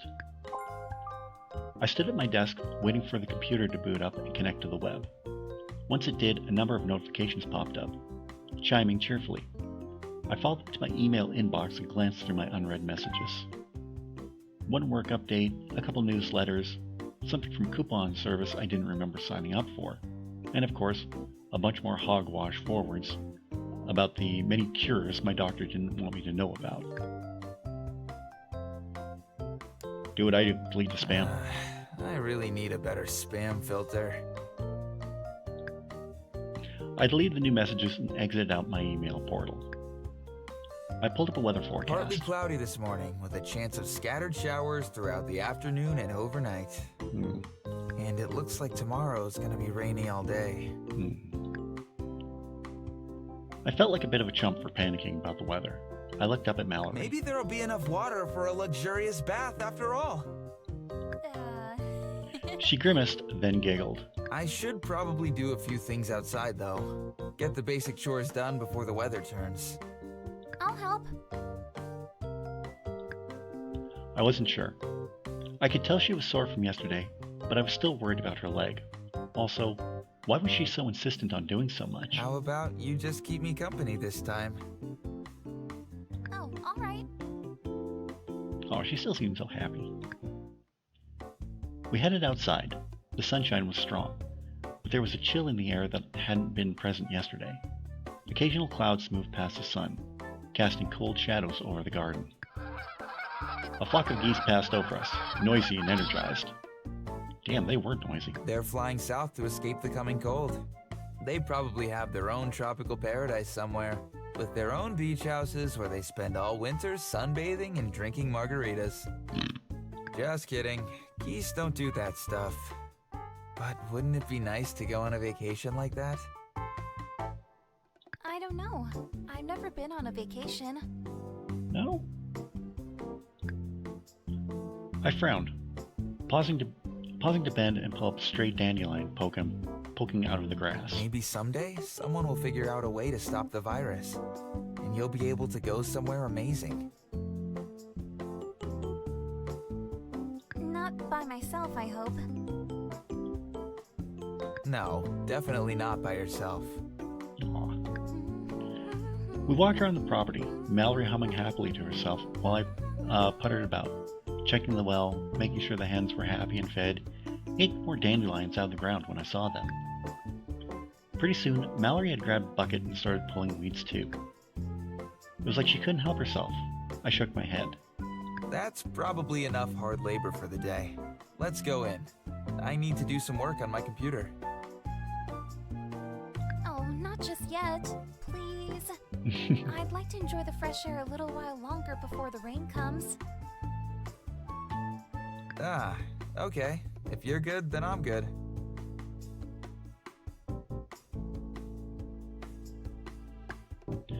I reached down for another clump of weeds and felt my stomach flip when I saw a big black spider coming out of the leaves I pulled. Ew! I flicked my hand reflexively, which sent the weed and the creepy crawling flying across the garden. Ugh. Stay on the alert for spiders. Oh yes, I've already met a few of them. They're so helpful chasing off all the harmful bugs. Of course, Mallory would treat spiders with the same kind of adoration any cuddly pet deserved. We continued pulling weeds together, side by side. I tried to keep the pace slow and casual. Despite that, and despite the heavy clouds moving in, we were both sweating pretty soon. Phew, I am hot. I almost want to take my sweater off. She said this with a giggle, standing up straight to stretch her back and survey the neat-looking garden. I felt myself blush, embarrassed by the suggestion, and the image my mind conjured up. Well, I mean, she being flirty? Try wearing black. Is she being flirty? Try flirting back. Better avoid the subject. What happens when we try flirting with her? Taking your sweater off won't change anything. Smooth. I gave an exaggerated wink. She blinked at me, and I immediately wished the ground would open up and swallow me whole. It took her a moment to process the joke, and when it clicked, she burst out laughing. Her laugh made me laugh, too. We were interrupted when Mallory's stomach decided to let out a high-pitched growl. She stopped laughing and clasped her hands on her stomach. Sorry. My tummy must be hungry after all that work. Mine is too. And I think I felt a raindrop just now, which is probably our cue to head inside. Do you want to meet me in there? I'll pick some things to make us a strawberry salad. Wow, that sounds so delicious. I'll see you in a bit. I grabbed a bucket off the porch and spent a few minutes in the garden gathering ingredients.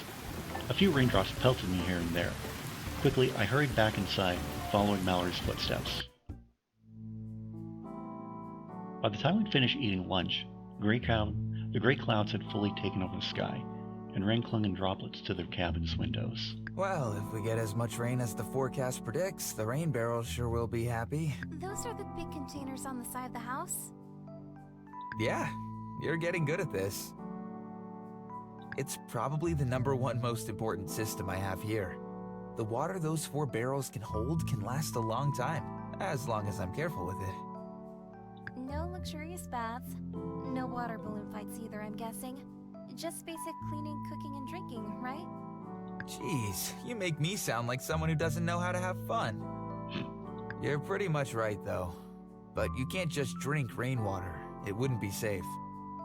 Oh? Yeah, you gotta filter that. The water picks up a lot of things before it makes its way into the barrel. Pollution from the air, chemicals, dirt and bird droppings from the roof. Ew. Yeah, it's gross. So I add chemicals to the water and filter it to make it clean and safe. I'll have to show you how all that stuff works. Cleaning the water, using the spigots. She turned her head to look me right in the eyes. You're really smart. I like hearing about all the systems you use here.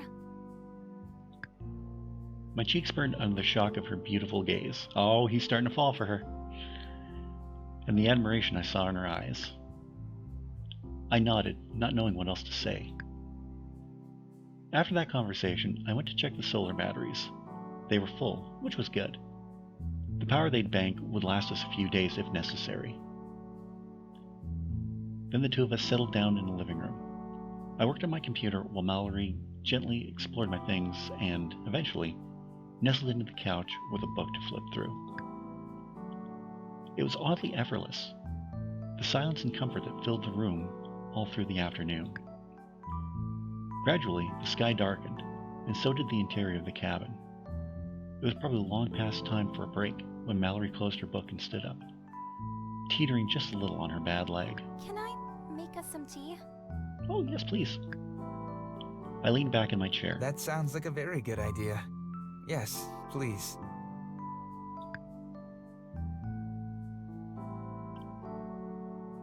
She meandered into the kitchen and put the kettle on to boil. I stood up and went to the utility room so I could switch off the inverter. There likely wouldn't be any more sunlight for the next while, so I decided to reduce the load on the solar batteries and only run off DC power for the rest of the night. I heard something coming from the kitchen, like a small stifled cough. I listened hard to see if it would come again, but it didn't. She's probably just clearing her throat. I came back out into the kitchen and took a seat at the table. Mallory brought over 2 steaming mugs and set them down. Honey? Yes, dear? Yes, dear? Ah!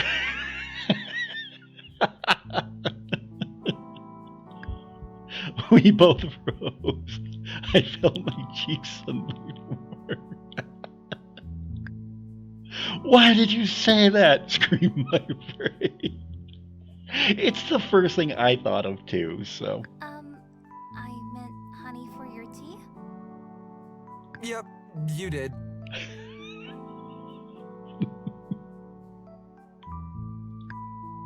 I felt like such an idiot.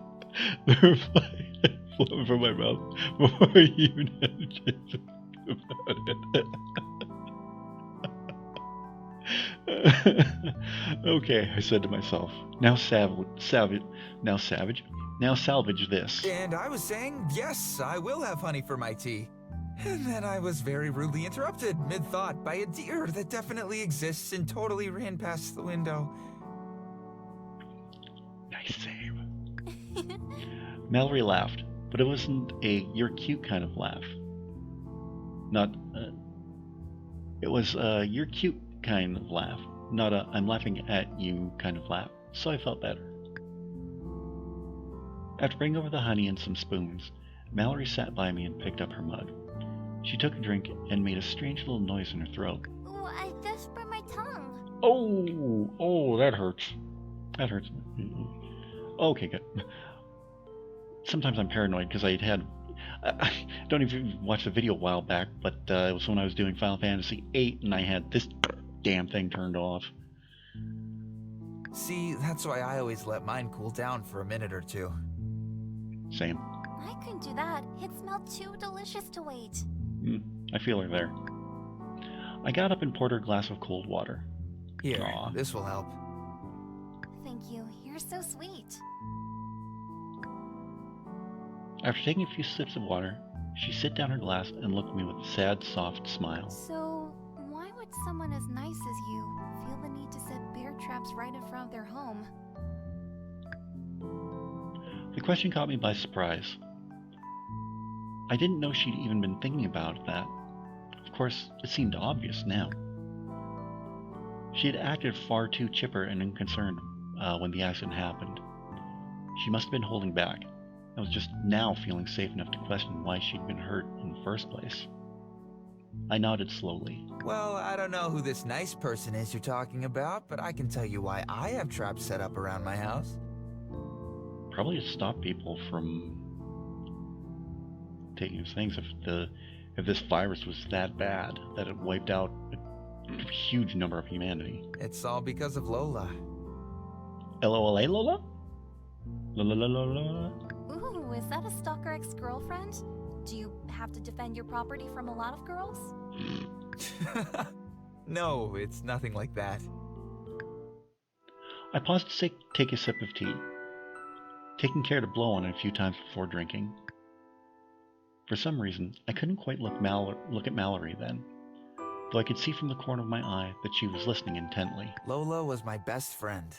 My beautiful Bernese mountain dog. Aww. She was the family pet, really, but me and her, we had a special bond. Aww. After my parents passed away, Lola and I took care of each other. She was a hard worker.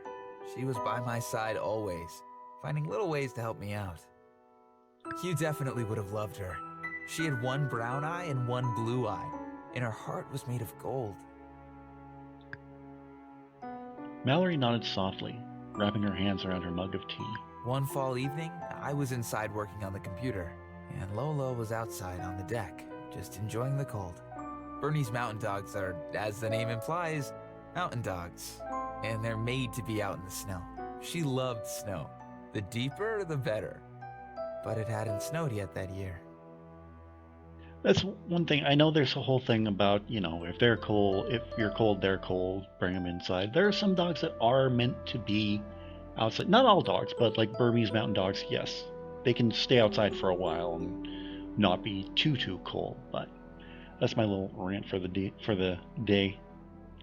So let's keep going.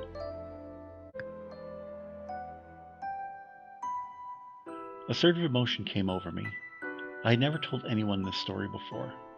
I needed to pause and drink more tea to stop myself from caving to the sorrow. Lola started barking, and I ignored her.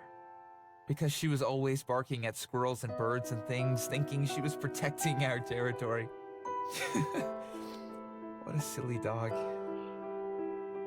But this time, it wasn't a squirrel or a bird. I actually don't even know for sure what it was. But the tracks I found later, Oh no. like they might have come from a grizzly.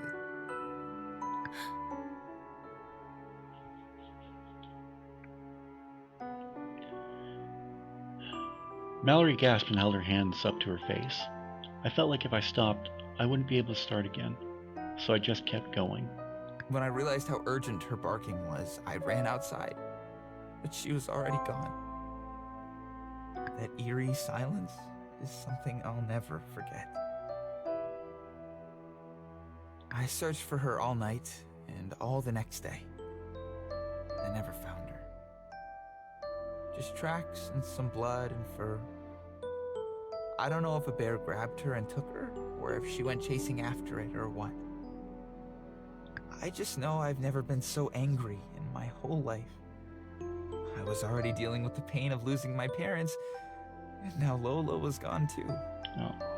After that, I pulled out all my family's old traps from the shed and set them up around the house. It was too little too late, but I needed to feel like I was doing something. It never occurred to me that a human might get hurt in one, and I'm really, really sorry that you did.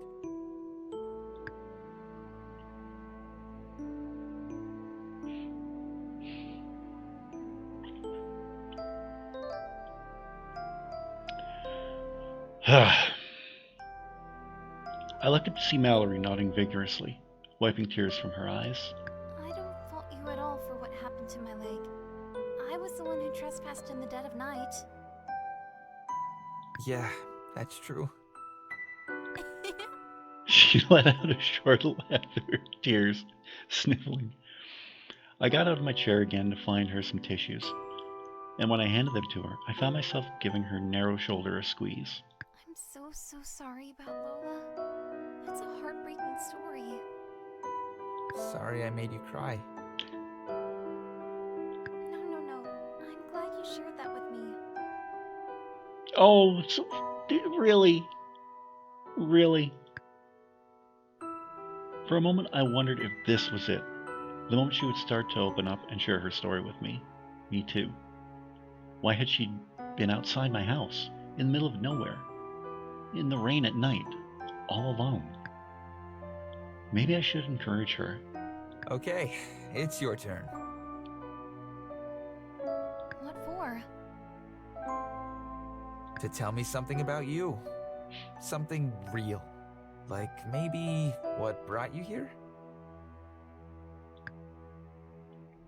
A look of discomfort crossed her face. She still didn't want to tell me. Or if you're not ready to talk about that, then maybe you can tell me something else. Something more light. Please? I hardly know anything about you. What do you want to know?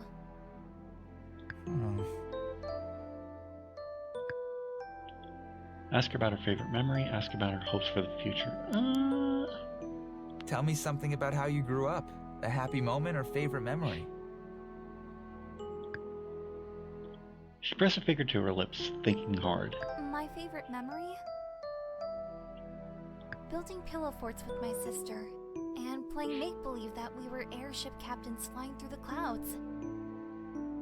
We lived at the top of the tallest building on our street, which is probably what inspired our game.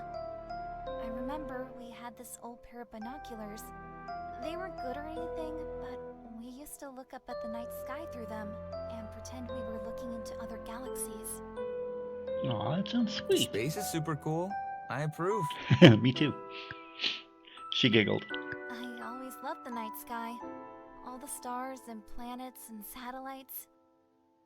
We actually lived really close to the planetarium, and it was always my dream to go there and see a show. The planetarium. But it got 10 closed points if down you know when where I was that's just a from. baby. My mom would always tell me that someday the planetarium would open again. And I just had to be patient. I guess I never really stopped waiting. She gave me a sad smile. Hey, I think I've been to that planetarium. I would have been really small, so I don't remember a lot, but that's kind of cool, right? But you know, we could totally go stargazing here in the mountains. There's nothing like it. You can probably wait till it's not raining, but... She looked away, cheeks flushing pink. She wiped her eyes and struggled. And shrugged. Anyway, I should probably let you get back to work now. The last thing I wanted to do was go back to work. I gave her a little poke just for suggesting it. Don't do that! I'm super ticklish. Oh, okay. Thank you for breaking the mood. Oh, are you? I'm sorry, I didn't realize. I poked her again, gently wiggling one finger.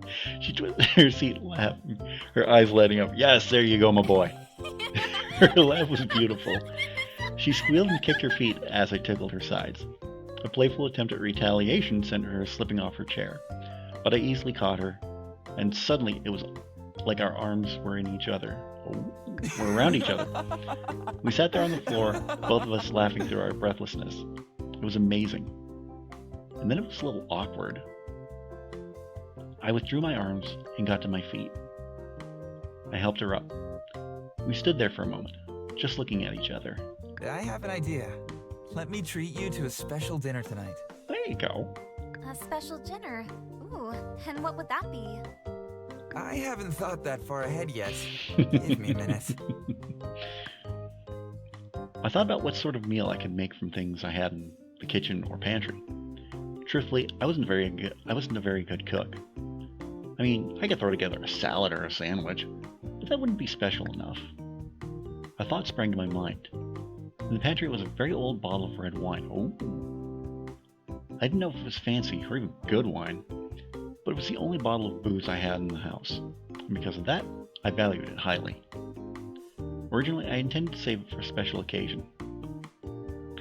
I mean, this is a special occasion right here, so you're not wasting it. Specifically for the day the virus was cured. The bottle had been sitting on the shelf for many years. The hopeful note I attached to it to celebrate the cure faded and dusty. Could I open it now? Should I open it now? No, this was special, really special, and meant for a day that might come. Wine is meant to be shared, my brain reminded me. What the hell? I'd do it. I'd share the wine with Mallory. I swished my hand through the air and gave my best pompous butler impersonation. A most decadent helping of popped corn with truffle oil and adult beverages.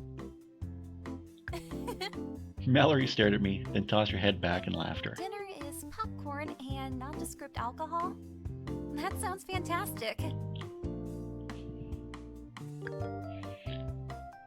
While I had the popcorn going, I asked Mallory to go look for the truffle oil from the cellar. I'm back. I think this is the right one.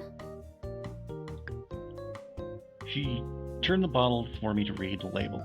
Scribbled my own sloppy Jiffy marker writing were the words, "the good stuff." I nodded and motioned my chin to show her where to find the wine glasses and bowls. There we go. You made this truffle oil yourself? Yeah, it's not too hard once you get the hang of it. The first batches I ever made were terrible though. Lots of trial and error before I landed on the right mix of ingredients and timing. She brought out a large bowl from the cupboard and placed it beside me for the popcorn. Wow, that's so cool. I think it's incredible that you've learned to do all these things. That's just how it goes when you live on your own. If you'd like, I can teach you. We reached up to grab the wine glasses. She cocked her head curiously at me. Oh, while reaching up to grab the wine glasses, she cocked her head curiously at me. I can You read. would want to teach me? Of course. Of course. You're a good company, and it might be fun to show you how these things work. It's amazing that just a couple days ago he was wanting to get her the hell out of there, but... She smiled at me and took the wine glasses over to the living room, dusting them off with her sweater as she walked. The popcorn was almost ready. Settling into the couch to watch a movie on my computer felt very different having a beautiful girl beside me. The same one who, only a few minutes earlier, was on the verge of tears. I was happy that I could cheer her up, if only for a little while. She seemed much happier with the distraction of popcorn in a movie. Oh my goodness. This I do wine too. is the best tasting thing I've ever had in my life. Don't drink too much of it. Her cheeks began to turn rosy after just the first sip. It made me happy seeing her like this. I was glad that I could share this small gift with someone. What sort of movie would you like to watch? How about something with action? And romance? Oh, and some comedy too. Princess Bride. That's a tall order. Let me see what I can find. Princess Bride. It wasn't long before we both relaxed and let ourselves be absorbed into the movie. A strange story about a girl from the moon who fell in love with a human. They had to overcome their differences in order to realize they were destined to be together. That doesn't sound like Princess Bride. There was also a moon cat that bust out wisecracks every 10 minutes. It had Mallory rolling with laughter, as I expected. This cat, Aw. I can't believe some of the things he says. That's precious. Her laughter was infectious and soon had me joining in, despite the subpar humor of the movie. I haven't laughed like this in so long. Oh my gosh, my stomach hurts from laughing. Clumsily, I spilled a bit of wine on my pajama pants. The splotch had landed right on my, thing that rhymes with splotch. Crotch. The sight of it only made us roar with more laughter. It may have been the wine causing us to act so funny, but it may have just been that we were long overdue for a good, honest laugh. Being like this with her made me feel like my old self, or rather, like the person I might have been had my circumstances not forced me to become a young hermit. I wondered when we had started sitting so close to each other. I suppose it was so that we could share the bowl of popcorn without having to reach. But in fact, Mallory was so close to me that I could feel her heart, the heat radiating off her thigh beside my hand. I stretched out my fingers to graze her leg, testing the waters to see how she would react. Ooh. To my surprise, she didn't recoil. So there my hand sat for the remainder of the movie, too nervous to move either way. At one point, I noticed her hand fall to her lap. It was resting in a way that seemed uncomfortable, with her palm facing upwards. It was honestly quite distracting. Before I could figure out if she had left it there for me to hold or not, the movie had ended. I missed my chance. I really enjoyed that. Thanks so much for watching with me. Parts of it were entertaining, definitely. Like that bizarre turtle in a top hat. That's right. And how we saved them from that lizard beast was so insane. Okay, this sounds like a hell of a movie. We sat together for another minute, recanting the ridiculousness of the story we just experienced. All the windows were dark now, and Mallory looked exhausted. I felt pretty tired too. I guess I should get off your bed and let you get some sleep. Oh yeah, I guess so. Thanks for hanging out with me tonight. See you in the morning? Definitely. A little reluctantly, I left Mallory on the couch and climbed up the stairs to my bedroom. As I settled into bed, I felt a strange mixture of happiness and loneliness, two feelings I hadn't felt or allowed myself to feel in a long, long time. The pain of losing my family had been too much to bear, and so my heart had shut off, and I just existed, going through the motions, waiting endlessly for nothing in particular. Now I was rediscovering myself, relearning what it meant to be human, and it was all because of Mallory. Then, as though she'd known I was thinking about her, Mallory called up to me. Sweet dreams. You too. Get a good night's sleep. Aw. I yawned and nestled deeper into my pillow. Before I could remember what I had been thinking about, I was fast asleep. Oh, and that's the end of Chapter 5. Chapter 6, Attachment. Anyway, we're going to leave it here for now and continue on with this next week. I'm really enjoying this. This has really been sweet fun and good experience so far, but we'll continue on next week with more of we'll start Chapter 6 next week. But what do you think of Cabin Fever? Let me know in the comment section down below. I'd really love to read your thoughts on this one. While you're down there, don't forget to give this video a big thumbs up. I'd really appreciate that. In the description, you're going to see all the ways you can help support this channel. You can follow me on Facebook, Twitter, Instagram, Snapchat, TikTok, and Reddit. You can get your Irish Bandit merchandise from my Irish Bandit shop on redbubble.com. You can pick up your copy of my 5-star rated novel, Shade Falling, on Amazon. You can get that through either Kindle e-reader or on paperback. And you can buy me a coffee, where right now I have a goal set up where I want to get some Elgato gear for my PC, make these streams look nicer. You can help out in the link down below. If you're new to the channel, don't forget to subscribe. And if you're already subscribed, tap the bell and you'll be notified whenever a brand new video goes live. Maybe not like that notification, but tomorrow and Wednesday, you're getting 2 back-to-back episodes of Bioshock. We didn't do Bioshock last week because had to honor the late, great Lance Reddick. So you're getting 2 Bioshock videos this week on Tuesday and Wednesday. Thursday, I will be back with my WrestleMania predictions.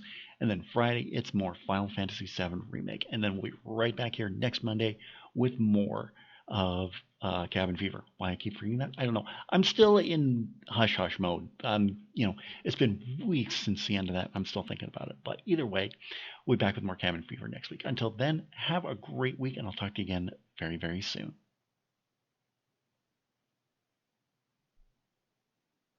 Welcome back to the Irish Bandit channel. Welcome back to more Cabin Fever. We are just getting into Chapter 6, Attachment. In the last episode, the main protagonist of the story told Mallory about his dog, Lola. We really don't know what exactly happened to her, but we're starting to know Mallory a little more. She still hasn't totally opened up to us yet, but that should be coming up very, very soon. So let's stop talking and let's get on with Chapter 6, Attachment.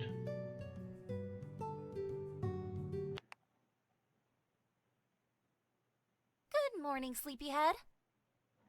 Well, that can only be one person. The voice drew me up towards consciousness, but I didn't know if it was real or part of a dream. I heard a familiar creaking. Who could be walking up the stairs? I was pretty sure it wasn't me. No, I was definitely laying in bed. My eyelids were heavy and my brain was only half awake. A weight pressed down on the bed near my feet. Wakey, wakey. Wakey, wakey, hand off Snitwet. It sounded like Mallory, teetering on the edge of consciousness, hoping I'd be left alone, falling back to sleep to slumber. Let me try that again. It sounded like Mallory. I teetered on the edge of consciousness, hoping I'd be left alone to fall back into slumber. The weight at the end of the bed shifted, shaking me a little. I squeezed my eyes shut. I've done that. Okay, you leave me no choice. Oh, what is she gonna do? Incoming pounce attack! Oh, that's cute. I was jolted awake then, fully by this time. Wow, my eyes do not want to work. I was jolted awake then, fully this time, by the force of Mallory jumping on top of me. Ah! A panic shout escaped me as I yanked the covers up past my neck, leaving only my face exposed. Mallory beamed, straddling me proudly. Her clear, aquamarine eyes filled with mischief. Oops, did I scare you? Well, you left me no choice. I tried calling you, throwing things at you, and wafting delicious smells in your direction. None of those worked, so this was my last resort for getting you to wake up. And it did the trick. You're awake now.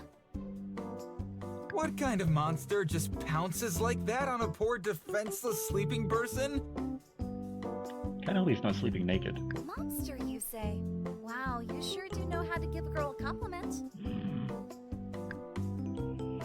I scowled at her playfully. I was pretty sure she was resting her whole weight on me, but she felt like nothing. Then I thought I'd be legitimately... Oh my god. Let me start that again. I scowled at her playfully.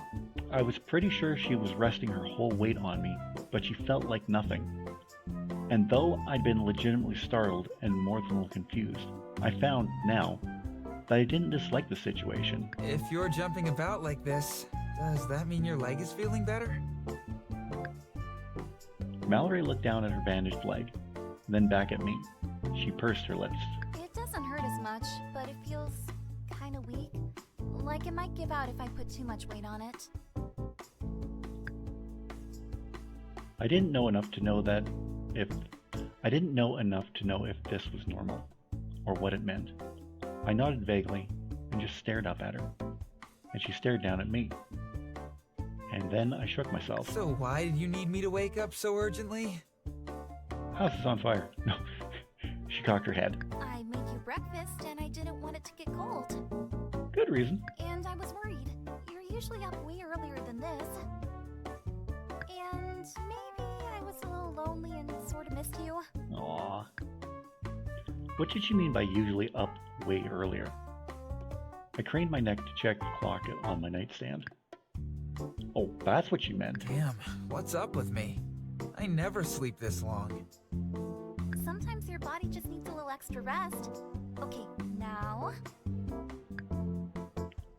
Mallory twisted, leaned over the bed, and produced as if from nowhere a plate of breakfast. Ta-da! Waffles. held the plate out, showing me a stack of fluffy golden waffles. They smelled amazing, fruity and sweet, flecked with red and drizzled with maple syrup. My mouth is watering. I never knew that was an actual thing that happened to mouths. Strawberry waffles from scratch will do that to you. She looks so proud of herself. You'll have to tell me once you taste them, but I think I may have outdone myself this time. The only thing I did make from scratch is the syrup. That's okay. I made the syrup from scratch. Yeah, Wait, you did? I nodded. There are tons of maple trees around here. I harvest their sap at the end of each winter. It's pretty simple. I drill small holes into the trees and insert what's called a spile, which is like a spout. The sap drains out through there and into a bucket. When I have enough to fill a pot, I essentially boil it down until it's mostly evaporated. Then it's syrup. And the best part is, it keeps forever, so I can just store it in glass jars in my pantry. Mallory had never looked so happier or more amazed or more beautiful. Now That he's sounds starting like to fall. some kind of fairy magic.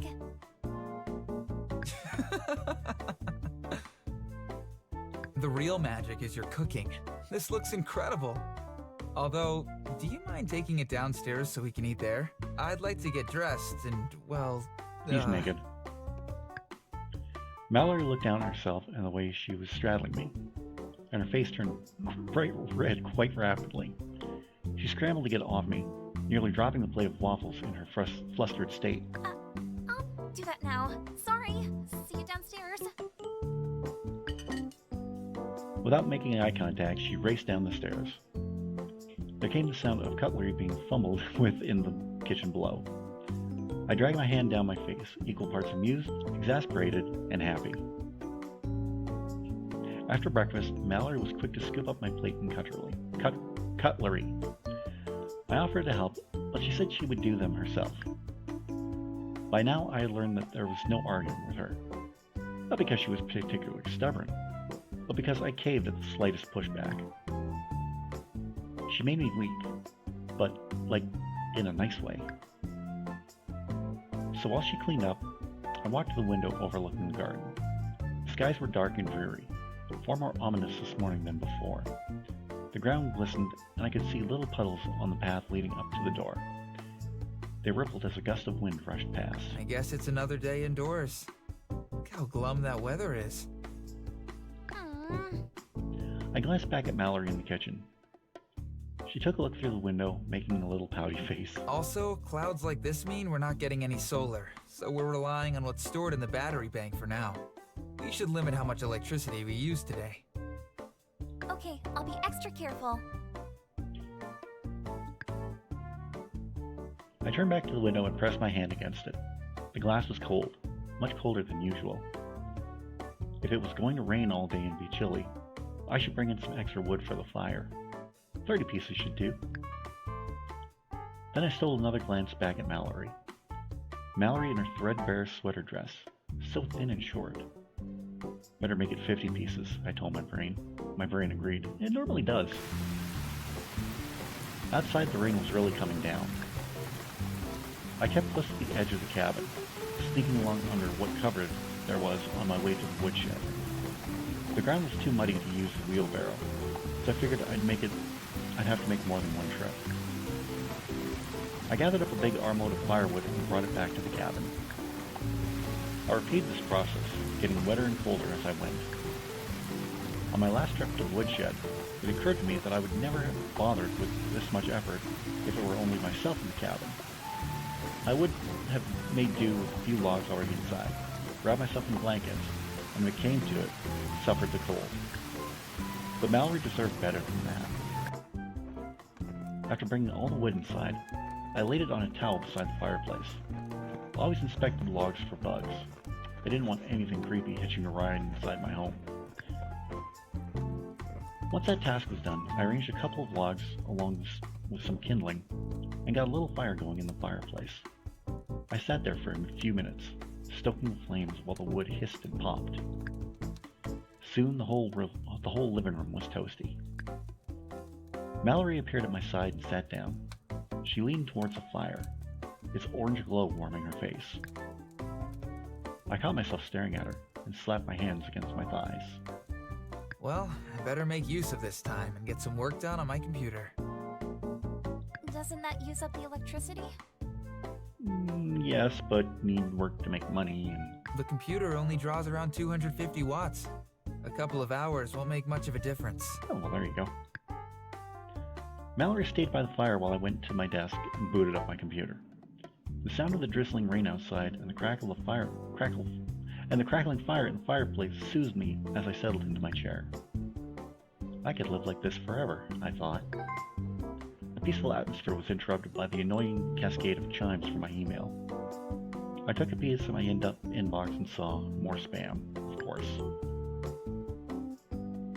We deleted it last time, let's read it this time to see if there's anything good. I opened up the first of the sketchy forwards. Wow, more new cures for the virus discovered. Ooh. This says, miraculous cure found. Dihydrogen monoxide combined with pink sodium chloride will save your life. Click here now to learn. Yeah, no, that link is definitely staying blue. And this other one has more emojis than actual words. Also have my text messages. No. Mallory laughed. You never know. One of those headlines might turn out to be true someday. Oh, Mallory, you're such an optimist. Yeah, it's not a bad thing. I rolled my eyes playfully. Without thinking about it more than that, I deleted both the emails. Then I spent a few minutes checking some websites that were part of my daily routine. Sites for tech news, world news, and weather. A random ad for a Mason delivery service reminded me about the first aid kit I needed to replace.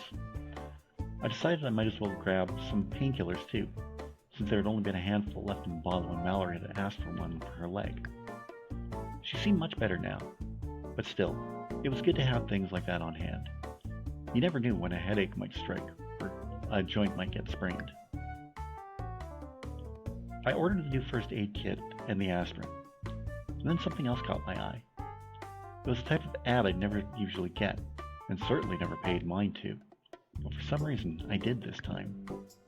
It was just a basic advertisement peddling some chintzy jewelry, but something compelled me to take a closer look. After clicking through, I was presented with an image of a stunning silver ring in the shape of a bow. The color and the sparkle immediately reminded me of Mallory. I wanted to buy it. For her. The next thing I knew, the order had been placed and a message appeared letting me know that all three of my purchased items would be arriving via drone drop in the next few days. The whole order plus delivery fees was ridiculously expensive. But what else was I going to spend money on? I leaned back in my chair, a little bit in disbelief of myself. Aw. I looked over at Mallory sitting in the living room. She had that old basket of clothes set beside her, with a little pile of things neatly refolded beside it. Her head was bent low over some garments in her lap, her fingers working away. I realized that she was using a needle and thread, sewing up holes and fastening buttons back where they belonged. I forgot about the work I'd wanted to get done. I got up out of my seat and wandered over to look more closely at what she was doing. Are you mending my clothes? It sure looks like it.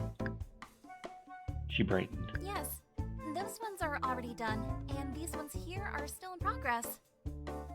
I didn't even know you'd been working on this. Well, normally I work on it before I go to sleep or when I first wake up. I find it sort of meditative. I like that with dishes. You know, you don't have to do all these things for me. I like keeping busy, and I like being helpful. Really, you've been so generous and kind taking me in like this. I just want to do everything I can to help you. She kept working while she talked, so sweet and matter-of-fact.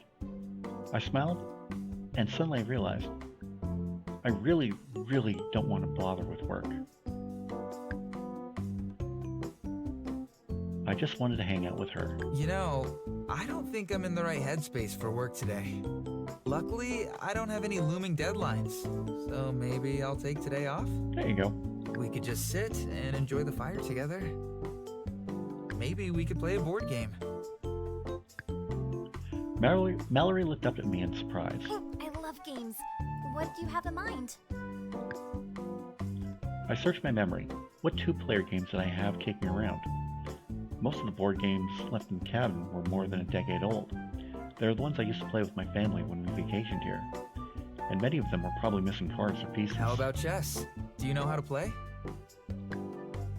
Surely the chess set on the game shelf would still be intact. And those old pieces would be thrilled to get some use after all these years. Chess? Yes. I used to play with my sister sometimes. I'm probably not very good at it. That's okay. Neither am I. I'll grab the game. Meet me at the table, okay? I went to retrieve the chess set, just where I remembered.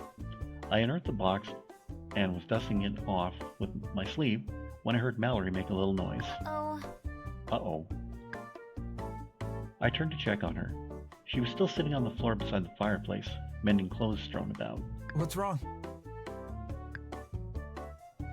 She raised her hand up to her lips and began biting her nail. I can't get up.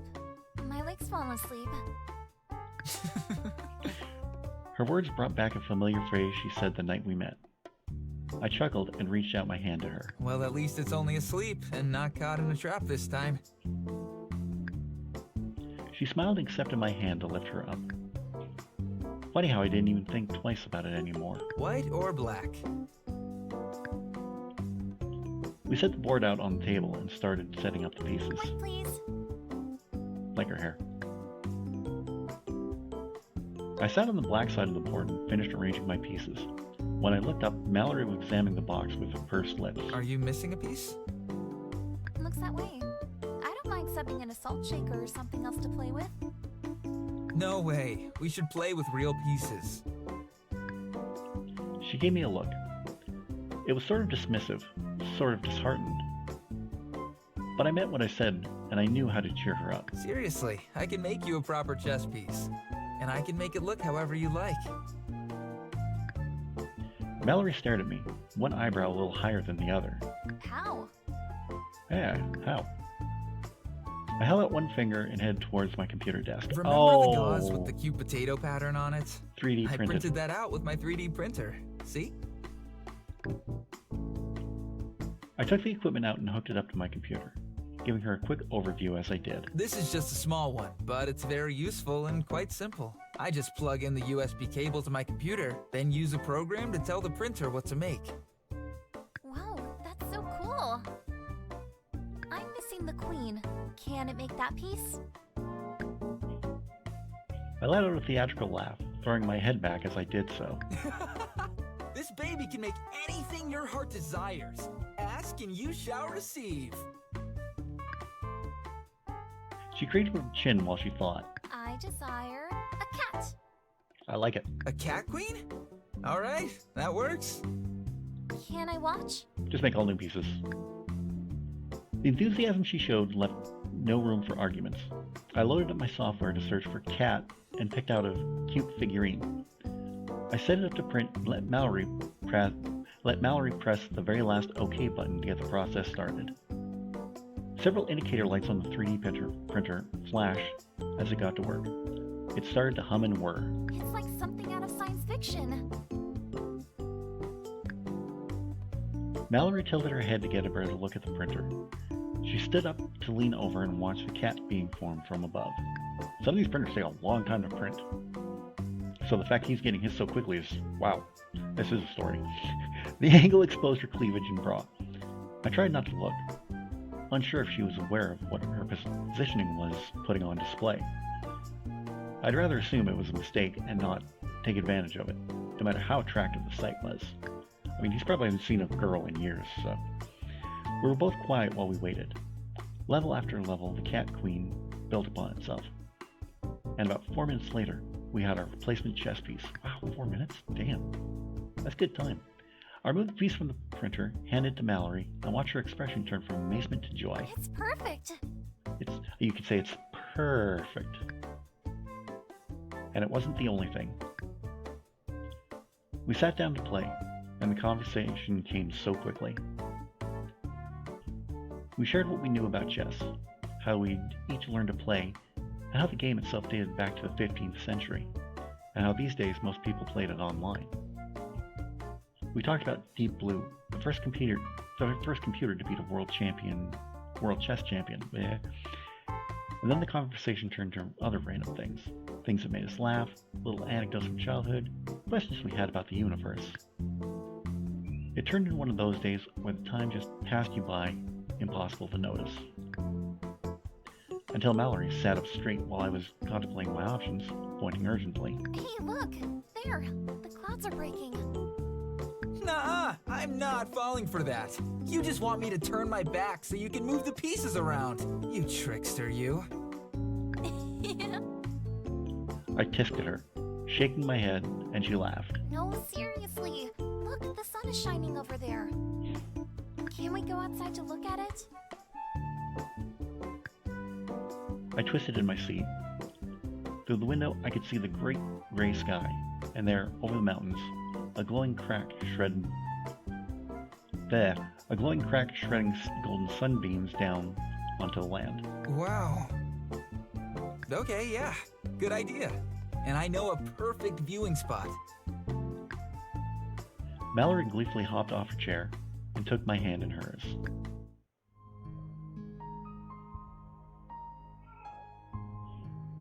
Outside, the air was damp. We walked together around the side of the house to the ladder I used the other day. I climbed up first, then turned to help Mallory up the last ladder rung and over the edge of the roof. Her hands felt so little and fragile in mine. Watch your step. It's still wet and might be slippery. Luckily, the ridges help give traction. We stood side by side, and out of an abundance of caution, and only an abundance of caution, I held her. Okay. The sun was on its way down, and I could tell the sunset was going to be incredible. What do you think? Pretty good spot to watch the sunset? Mallory took a few steps forward, leaving my hands empty. I shoved them into my pockets. For a moment, everything was quiet. I scanned the world around me and saw gray clouds streaking downward in the distance. Trees in heavy shadow with their tips lit up by the sinking sun.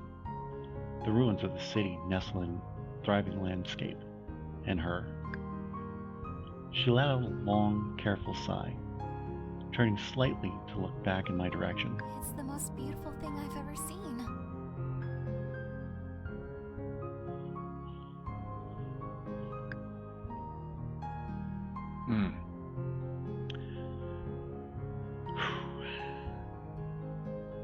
A cool wind blew past, catching her shining platinum hair and sending a few strands dancing around her head. There was something mournful in her tone. Wow, why is this getting to me? Let's try again. There was something mournful in her tone, and it made my heart ache. Thank you, from the bottom of my heart, for showing me all of this. I stared at her, wondering why she sounded so sad, yet also understanding that her sadness was the same as mine. God, she was beautiful. I stared and didn't know how I'd lived so long without her. Something changed up there on that roof. I came back to myself when a strong, cold gust rushed past me, and I realized the sun had dipped beneath the horizon. I spent the whole time watching Mallory instead of watching the sunset. It's already over? It happened so quick.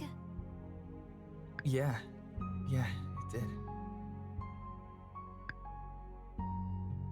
Mallory had her arms wrapped around herself, sorry.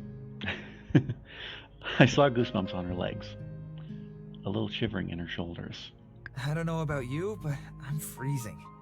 Shall we go back in? Good plan.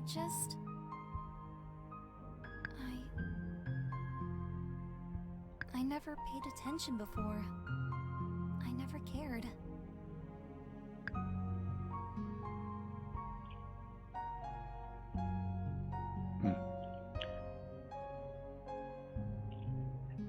She was so sad.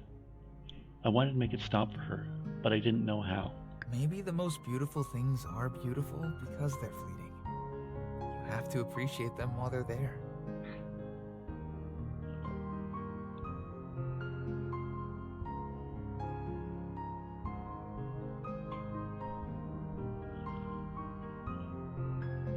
But hey, there'll be another sunset tomorrow.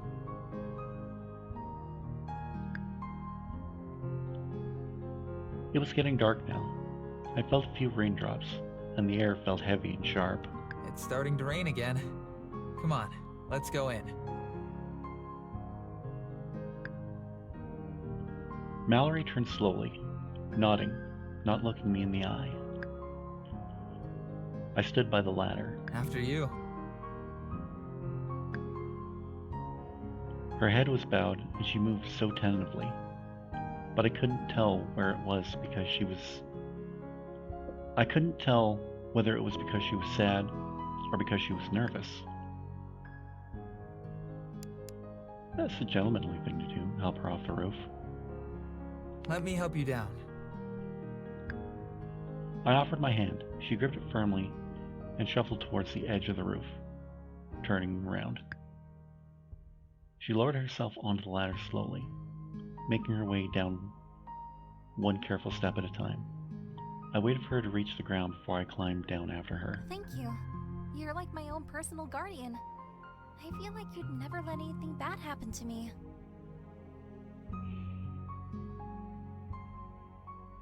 No, Bandit, don't think that.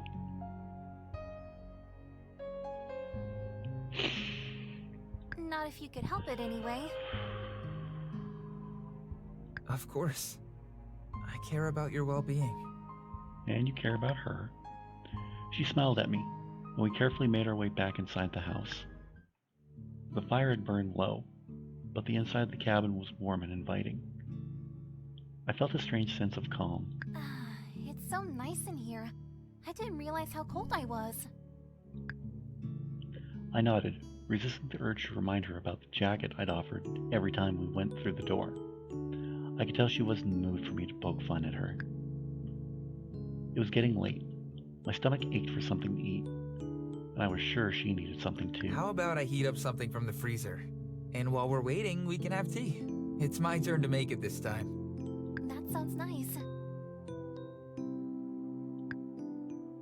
She settled herself by the fire, gazing into the glowing embers. She seemed a million miles away. Oh, is she finally going to open up? I made my way over to the kitchen and filled up the kettle. I took out a container of stew and began the process of thawing it on the stove. I searched through my pantry for a particular jar of loose leaf tea, something I wanted her to try, and waited for the water to boil.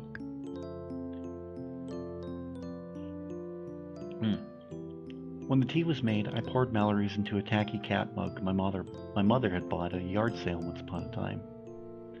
I was glad to see Mallory's eyes light up when I handed her the mug. Oh my, this is the cutest. I thought you might like it.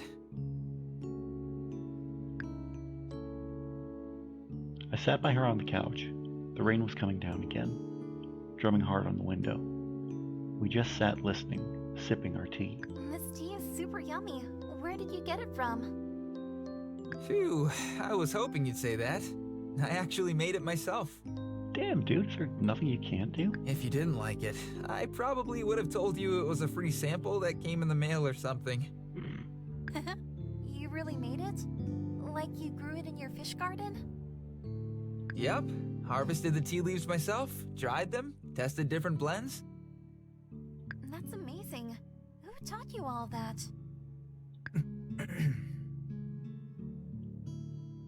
I cleared my throat, a little nervous. My mom did. She was a doctor. But she always had an affinity for herbal home remedies, too. You know, ginger for an upset stomach, honey for a sore throat, antibiotics for an infection. When I was a kid, I didn't know there was any difference. All I knew was that whenever I was sick or hurt, my mom would whip out some drink or salve that made everything better. It was like witchcraft. She's a witch! She was really the one who taught me all about plants, how to take care of them, how they can be used. Remember, remembering my mother like this made my throat feel tight, brought a tear to my eye and a smile to my lips. It was the strangest feeling, totally bittersweet. Mallory's voice softened. Your mother sounds incredible. If she was a doctor, then she probably saved many lives. Yes, she and my father both helped save many people. Gathering the courage to continue.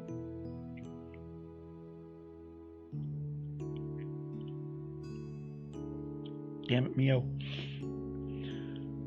Gathering the courage to continue talking about them, I took a deep breath and closed my eyes. They both died helping people.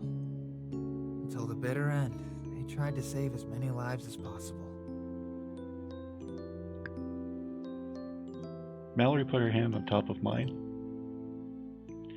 It was unusually warm, probably as a result of her holding onto the tea mug. They left behind a wonderful person, and you should be proud of that fact. I'm sorry that you lost them.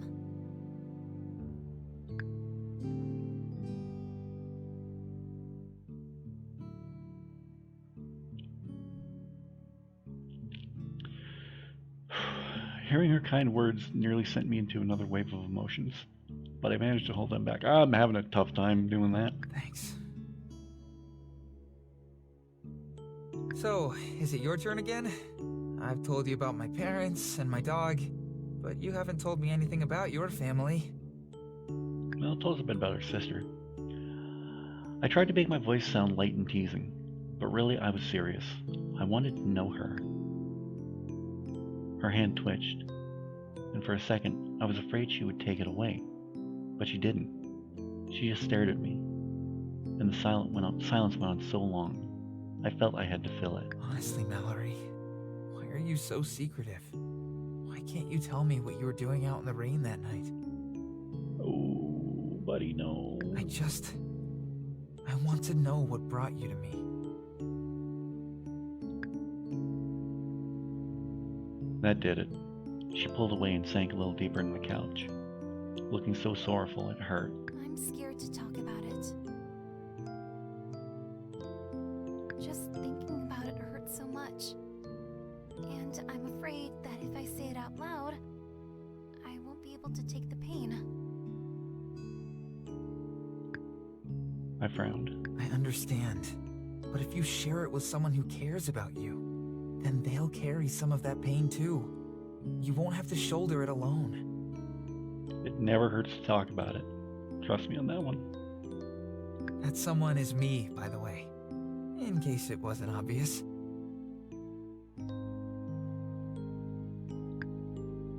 She smiled softly. I do want you to know me. To know about them. My family. Life was hard, but I loved them so much. It was just me, my mom, and my little sister. That was my bubble. We lived in a 2-bedroom apartment. We learned to do a lot with the little. Cooking nice meals out of subpar food, dressing up in old worn-out clothes, reenacting our favorite books when we couldn't read because the power was out again and there was no light. Our mom was a factory worker, so she had to go out every day to earn money for us so that we could at least survive. When she started showing symptoms, they sent her home. She tried to protect us.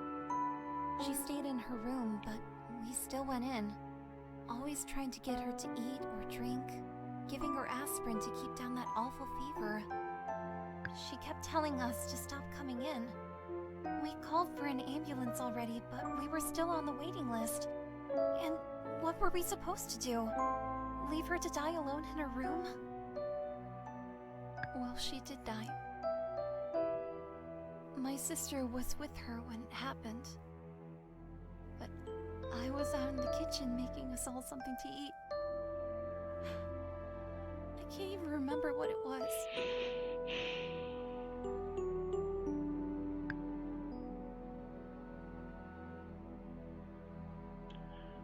A tear ran down Mallory's cheek. By the time it was our turn for the ambulance to come, it was only to take away a body. My sister and I, we didn't know what to do. How were we going to be able to buy food or pay for electricity? We were at the mercy of companies already struggling to produce anything. Factories in the middle of shutdowns due to waves of sickness. And it just seemed hopeless. But, you know, we had learned about people living outside the cities. Smaller communities living off the land instead of trying to survive the old way. We thought, if that was real, maybe we should just leave the city behind. Somehow figure out a way to be like those people. Like you. I nodded. For a long time, I'd wondered why anyone had ever chosen to stay in the cities. Eventually, I realized not everyone was lucky enough to have inherited an off-grid cabin like I did. I couldn't imagine the impossibility of getting started from scratch. Mallory gripped the edges of her sweater dress so tightly she trembled. About a week after our mom died, my sister gave me some laundry she just finished washing. She asked me to hang it out on the balcony to dry, and while I did that, she locked me outside. I thought it was a prank at first, but she wouldn't let me in, and I got upset. I was banging on the door, yelling at her through the glass to open up. She told me she couldn't because she was sick. She'd started developing symptoms the night before, and she struggled with it all night and all morning, and finally, I begged her to open the door. She refused. She said there was no safe way for us to stay together. Our mother's attempts to protect us hadn't worked, so my sister decided to take drastic action while she could.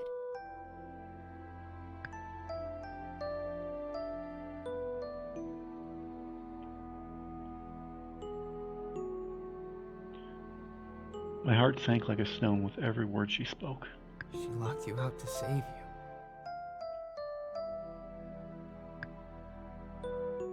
Mallory nodded slowly. We both cried, looking at each other from opposite sides of the glass, while she begged me to go. So, I did. I climbed down the fire escape and just started walking. I wandered along the river and out through the suburbs into the woods. I didn't have anywhere to go, so I just kept on going. Eventually, I was heading up the mountain, totally lost, and that's when I found this place.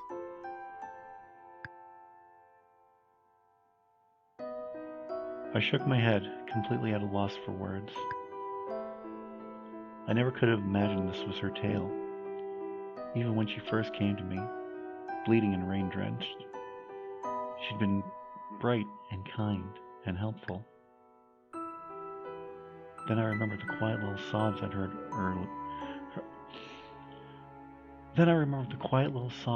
after turning my back, and the way she sometimes seemed so far away.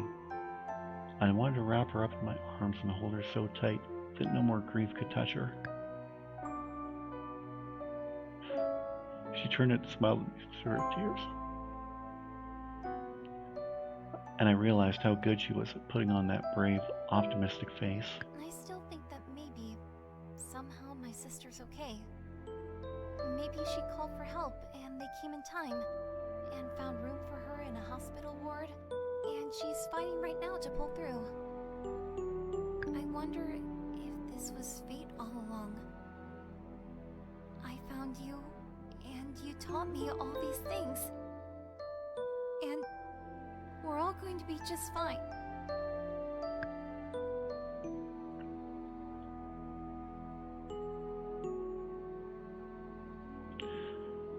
Stunned by her words, I slid off the couch and knelt before her. My body acted on its own. Relieved that she was safe, here with me, I took her hands in mine to reassure her. I think you're right. I think it was fate.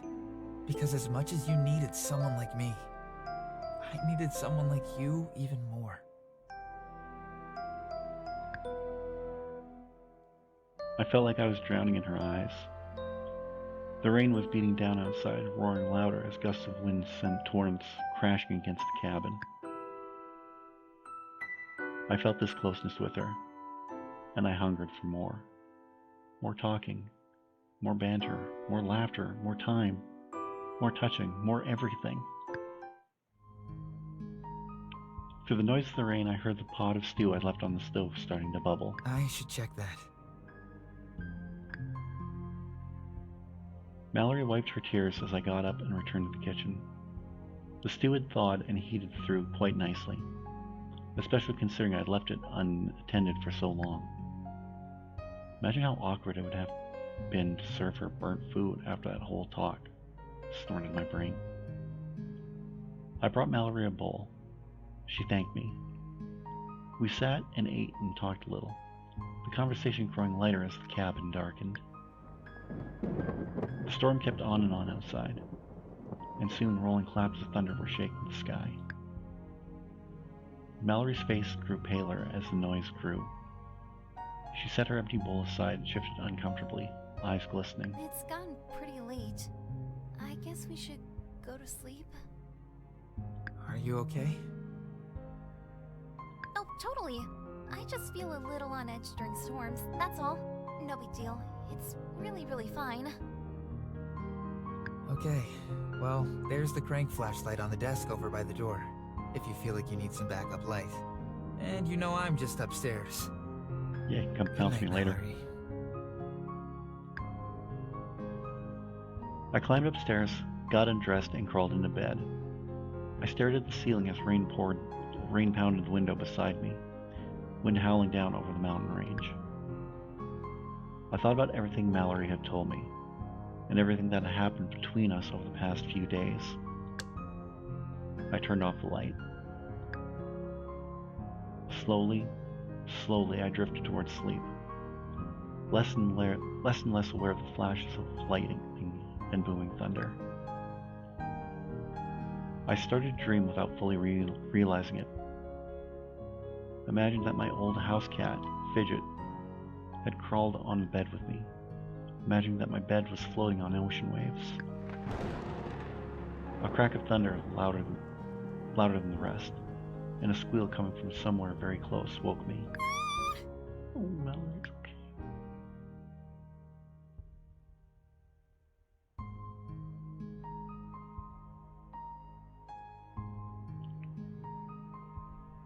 Mallory peered at me from beneath my own blankets.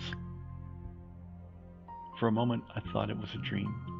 But no, I could feel her there beside me, trembling. I'm sorry. I lied and I'm not fine.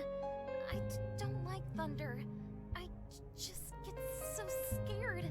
I can't help it. The tremors in her voice were even worse than in her body. I'd suspected the storm had made her a little uneasy, but I had no idea she'd been fighting down this much terror. I sat up, reaching for her,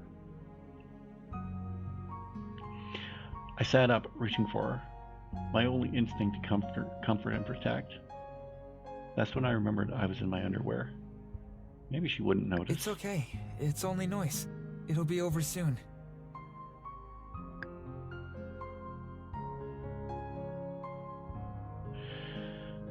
She nuzzled into me, sniffling. Her face was red, moisture glistening on her face, her chest. She was sweating and crying, and her heart pounded so hard I could feel it through the mattress. I don't want to sleep alone tonight. Okay. It's okay.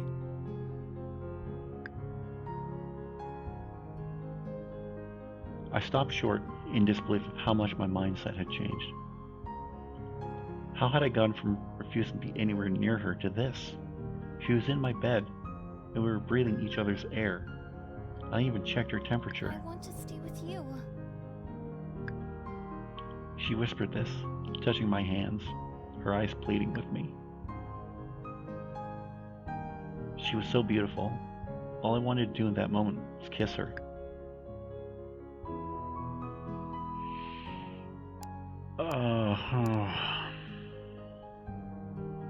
Yeah, I got it. I decided not to move. Too afraid of ruining this already perfect moment. She'd come to me for safety and comfort, and I wanted to give her that. Or give that to her. Of course you can stay. Get comfortable, okay?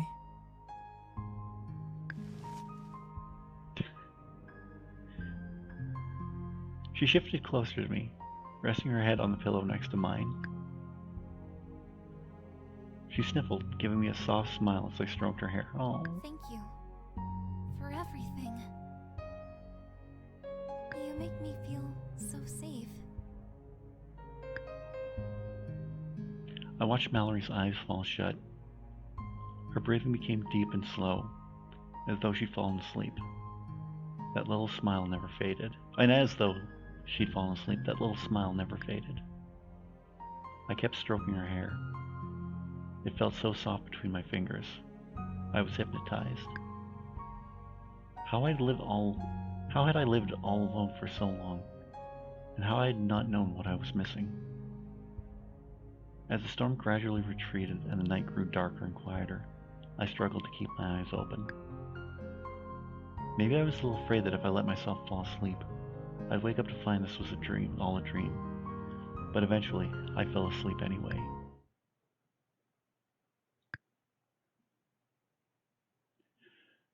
Chapter 7, Integration. Wow.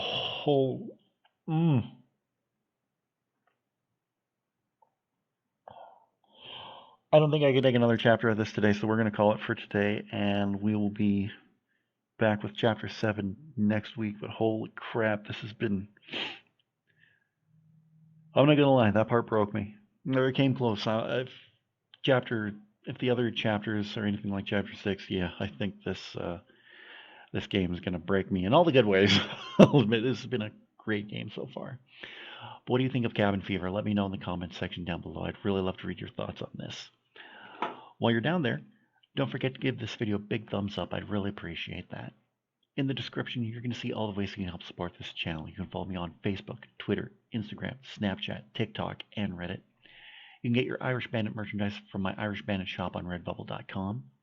You can pick up your copy of my 5-star rated novel, Shade Falling, on Amazon. You can get that on either Kindle e-reader or on paperback. And you can buy me a coffee, where right now I have a goal set up where I want to get some Elgato gear for my PC and just make these streams look nicer. You can help out in the link down below. If you're new to the channel, don't forget to subscribe. And if you're already subscribed, tap the bell and you'll be notified whenever a brand new video goes live. I'll be back Wednesday with more BioShock, and then I'll be back Friday with more Final Fantasy VII Remake, and then we'll be right back here next week for Chapter 7 Integration on Cabin Fever. So until then, have a great week, and I'll talk to you again very, very soon.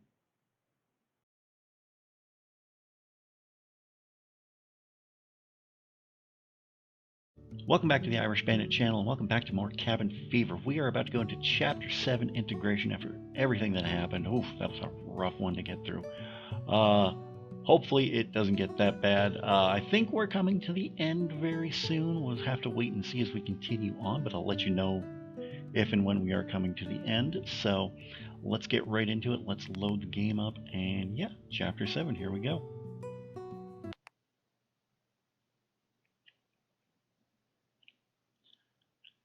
The next morning, I awoke to the sound of rain softly pelting the windows. The storm had passed, leaving only a damp, drizzly day behind.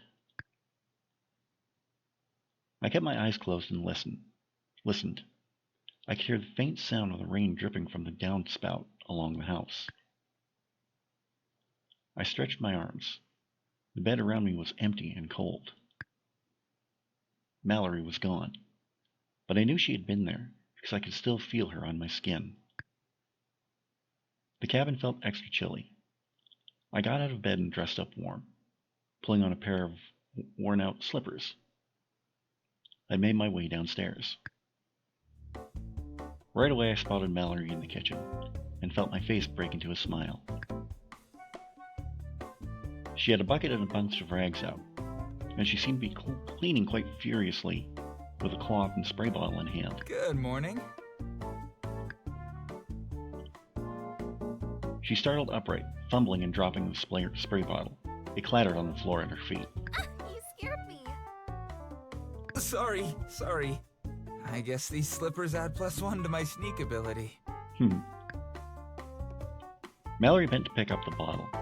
When she stood back up, I noticed how red her cheeks were, and how the rest of her face looked almost sickly pale. Are you feeling okay? She quickly averted her gaze. I'm fine. I just got dizzy from standing up so quickly. I didn't think I really believed her. She was feeling awkward, maybe even hiding something. Had I done something to make her uncomfortable? I looked around at the sparkling kitchen. The cabinets, appliances, and dishes all gleamed like new. You must have woken up really early to get this much work done. Did you get enough sleep? What's that? Oh, yes I did. Then her face softened, and her tone turned sincere. I think last night was the best sleep I've ever had. My heart fluttered with acknowledgement, and with the memory of falling asleep with her in my arms. Good. I agree. She nodded and turned back to finish up her chores in the kitchen. I decided to check in with work stuff, so I booted up my computer. There were only a handful of emails needing attention. I handled those and glanced through my work deadlines, making sure I was still on track with each of my freelance jobs. For whatever reason, I wasn't finding it easy to focus. I kept glancing out the window, then zoning out as I watched the dribbling rain. It really showed no signs of stopping. I noticed an empty glass I'd left on the table outside was filled to the brim with rainwater. The soaked wooden planks of the deck looked like oh, I cannot read today. The soaked wooden planks of the deck looked dark like caramel. There we go. I thought about the coming winter. I'd have to show Mallory how to protect the garden, and the hens, and the bees when the cooler weather came. You planning on her sticking around that long? And then there was all the fun things we could do together. I wondered if she'd gone tobogganing before, or had a bonfire out in the snow. If I could find somewhere online, oh jeez. Yeah, if I could find somewhere online to buy marshmallows and ordered them right away, they might get dropped off sometime in the winter. Then came a sudden clatter and thud from the kitchen. I jumped, nearly knocking my coffee mug off my desk. Mallory? Uh-oh.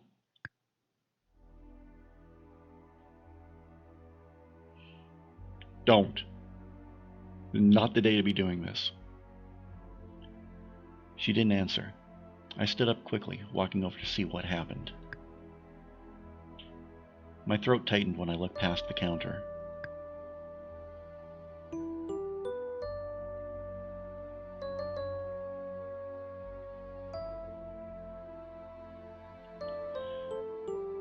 Mallory laid sprawled out on the floor, her cheeks red and beads of sweat gleaming down her forehead. Her eyes were closed, her head gently lolling to the side. Mallory! I rushed to her side, dropping to my knees and propping her in my arms. The touch of her skin warmed my hands. She was burning up. A groan left her lips and her eyes fluttered open. Mallory, are you okay? Hey there. Why are we on the floor?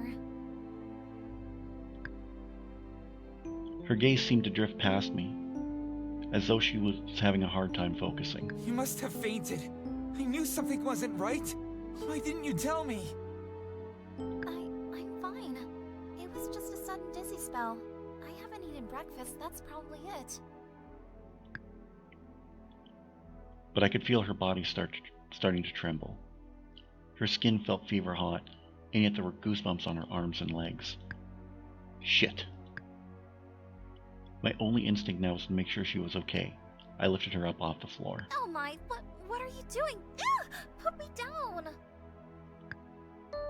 I quickly carried her over to the couch and put her down there. I covered her in blankets and tucked her in tightly, my face set with grim determination. I brushed her hair back to feel her forehead and ignored the anxious way my stomach clenched. I darted back to the kitchen, grabbing the temperature scanner from the drawer, and returned to Mallory's side. Honestly, I'm fine. I probably just overworked myself. Not buying it. I held up the scanner. It seemed to take forever and ever to come up with a reading, and when it did, my heart sank. You definitely have a fever. Mallory seemed to shrink underneath the blankets. Seeing her like this, looking so helpless and uncertain, made my heart feel like it was being painfully squeezed. Is it your leg? Let me look at it. Maybe you've developed an infection. When did you start feeling sick? This morning? We can get your temperature under control with some aspirin, no worries. And then we'll go from there.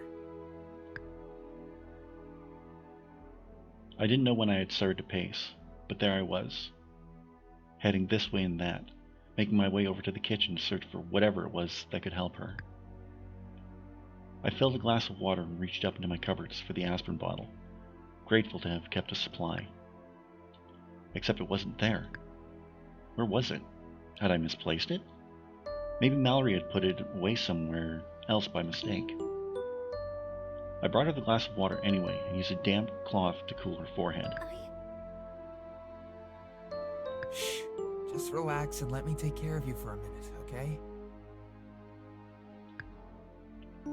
She opened her mouth to argue, probably, but backed down when she saw the look in my eyes. I moved to her feet and pushed back the blankets to expose her injured leg, and I carefully unwrapped the gauze and peeled back the bandages to see what was going on. There was bruising around the wound, and it was still a bit swollen, but then it had only been a few days. The healing process for something like that would take weeks. I should be keeping a closer eye on this. I shook my head. Drink your water, okay? And you should have something to eat. What would you like? I'm not really hungry. I just feel a bit tired. I'm sure I'll feel good as new if I just have a little nap. I let out a concerned sigh, but agreed. After tucking her in a little tighter, I crossed back into the kitchen and stood there aimlessly for a minute or two. I didn't know what to do. Make her a pot of soup, said my brain. Good idea, brain, I thought. Carrots, onions, celery, potatoes. Potatoes? Oh no, of course I don't have potatoes. I muttered to myself as I searched my kitchen for ingredients, then began roughly chopping what I had. There was some rice in the pantry, I knew, and some peas in the freezer.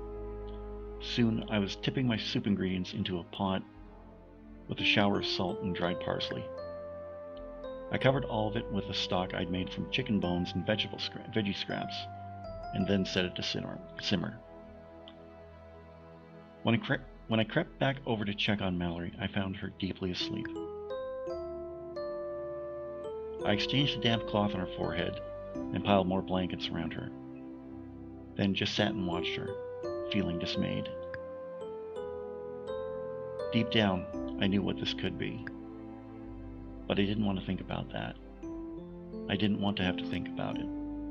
I didn't want to believe it. And if I had every reason to believe it, no. I stood up and returned to the kitchen, gave the bubbling soup a stir, and remembered the aspirin. I started searching for it again, checking each of the drawers in the cabinets. I searched in the bathroom and in the living room, even getting down on my knees to see if it had rolled underneath.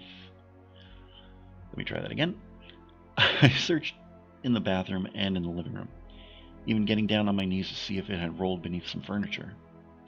That's when I spotted it, hidden beneath the couch where Mallory was resting. I reached under the couch and grabbed the bottle. A feeling of immense dread began to form within me. Already I could tell by the weight of the bottle and the silence as I turned it, but I had to see it to believe it. I popped off the cap and looked inside. The bottle was empty. At least 20, maybe 30 tablets gone in less than a week. I looked up at Mallory's sleeping face. I jumped at a loud thwack on the window. Irrationally, I wondered if someone had thrown a rock. It was more likely that a bird had flown into the glass, especially considering how clean it had been since Mallory came to stay. I went to the window to check. Sure enough, a large black bird lay dead on the porch. It appeared to have snapped its neck when it hit the window. Mallory would hate to see that. And no joke. I glanced back at her, a little worried I'd wake her up by talking to myself. But even the loud noise of the bird hitting the window hadn't caused her to stir. In that moment, I realized I was still clutching the empty aspirin bottle. I looked down at it. She must have been taking them in secret. But why? For the pain in her leg? Or for some other ailment? An overwhelming sense of frustration washed over me in that moment. And without thinking, my hand squeezed the bottle so tightly that it broke. I threw the broken bottle in the trash and stormed outside to deal with the dead bird's body. It wasn't until that evening that Mallory woke up. She started coughing right away, even as she sat up clutching the blankets close to herself. Huh? What time is it? Don't get up. At least not so fast. Let me help you. I stood in the kitchen, tending the soup that had been keeping warm for hours. Mallory looked around groggily, rubbing her eyes. But it's nighttime. Why did you let me sleep so long? I only wanted to rest for an hour or so. That's not what your body wanted. I'm glad you got some rest anyway. It was clearly much needed. Though I told her not to move yet, she bundled the blankets around her and made her way over to the kitchen. Hi. Aww. She leaned against the support beam. Her cheeks were still red, and her eyelids looked heavy. The way she wrapped the blanket around herself made her resemble a colorful turtle, with her long, slender arms poking out to hold onto the beam. How do you feel? Like crap, probably. My muscles are a bit achy, but I don't feel cold anymore. I think all the blankets you piled on top of me helped. I nodded and turned my attention back to the stove. I wanted to ask about the aspirin, but I was nervous. Wait, are you cooking? She took a step towards me, trying to peer into the pot, then wobbled and had to return to the support beam. It looked as though she'd barely had any strength to stand. I bit my tongue, not wanting to be overbearing. I'd get her to sit back down by offering her some food. I am. It's ready to eat now. Go have a seat and I'll bring you a bowl. I half expected her to argue, to insist she could get her own bowl, or that I should sit while she served me. But instead, she just backed away and went to sit at the table. It looks really good. Thank you for making it. My pleasure. I bet you thought I had no cooking skills. Well, it's finally my time to shine. She laughed half-heartedly. I look forward to seeing what you're capable of, Cooking Senpai.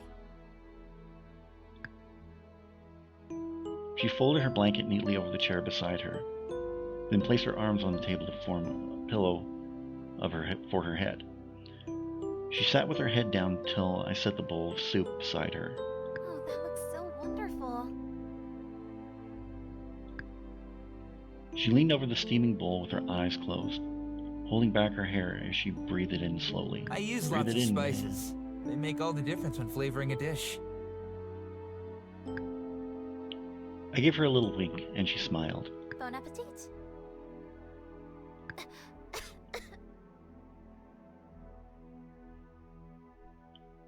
We both raised steaming spoonfuls of soup.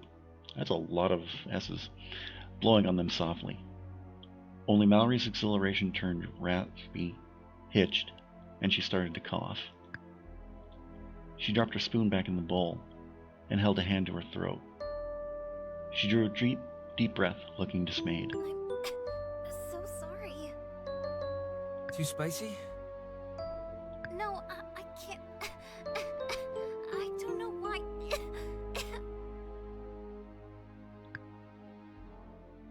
Mallory tried her best to stifle the coughs with little success. A nervous laugh came out of my mouth. Those autumn allergies are so annoying, am I right? She didn't answer. She was breathing very slowly and focusing very hard on bringing a spoonful of soup to her mouth. She slurped it, and honestly, she looked like she wanted to throw up. That bad? No,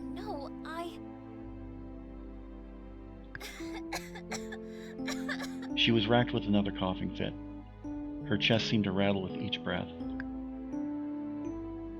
I couldn't stand seeing her like this.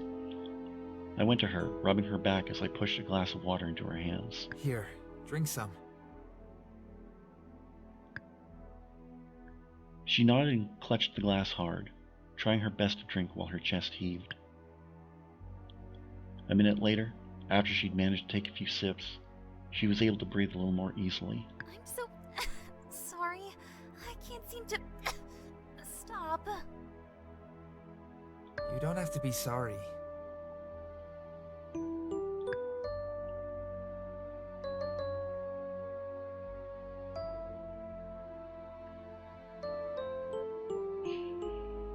Tears began to roll down her face.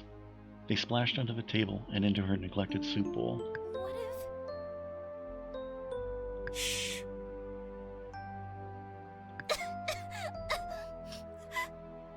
More tears dripped from her eyes. More coughs rattled in her chest. You don't have to worry. Everything will be okay. All you need to do is rest and let me take care of you. This will pass. I think I maybe just want to lie down. Okay. I'll help you upstairs to the bed. He'll be extra comfy there. She gave a small nod. Her eyes were puffy and red as she gathered up blankets in her arms. We headed for the stairs. I walked with her, taking the steps one at a time, and holding her in case she lost her strength. Her skin felt even hotter, burning me through her sleeve. She needed a fever reducer, that was certain. I made a mental note to check when the new bottle of aspirin I'd ordered would arrive. Once we made it to the upper floor, Mallory pushed me away and started coughing into her blankets, doubling over and trying to muffle the sound of her pain. I unfurled the bed covers and helped her climb in, straightened out her collection of blankets, and pulled all the covers up over her. All these blankets are so heavy. I can barely move. Good. That means you're tucked in, safe and sound.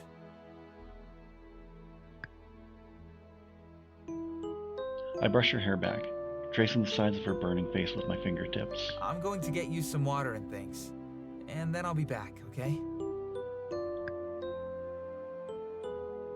I hurried back downstairs and started loading up a tray with water, a few damp face cloths, and her uneaten bowl of soup. I wanted her to have it right there beside her the minute she had an appetite. But of course, that wouldn't be enough. I racked my brain for anything I had in the house to help her drive down her fever. Then it hit me. My mother used to talk about the healing properties of basil and garlic. I couldn't quite recall the specifics, but it was something, and I had both of those items growing in my home. I rushed over to the kitchen to fill the kettle with water. While that was coming up to boil, I darted in the aquaponics room. There were 4 medium-sized basil plants sitting happily under the grow lights, waiting for me to harvest their emerald petals. In that moment, my heart inflated twice its size, full of joy that I might finally be able to do something to help soothe Mallory's pain.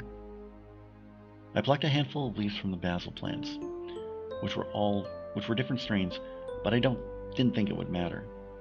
Next, I dug out some garlic and extracted a homemade jar of honey that was sitting on the back shelf. That's almost as bad as my peanut thing from Hush Hush. Almost, but Looking around at the plants and fish, I did one last scan in case there was anything else I could use. On impulse, I spotted a bright red hibiscus flower in bloom and plucked it.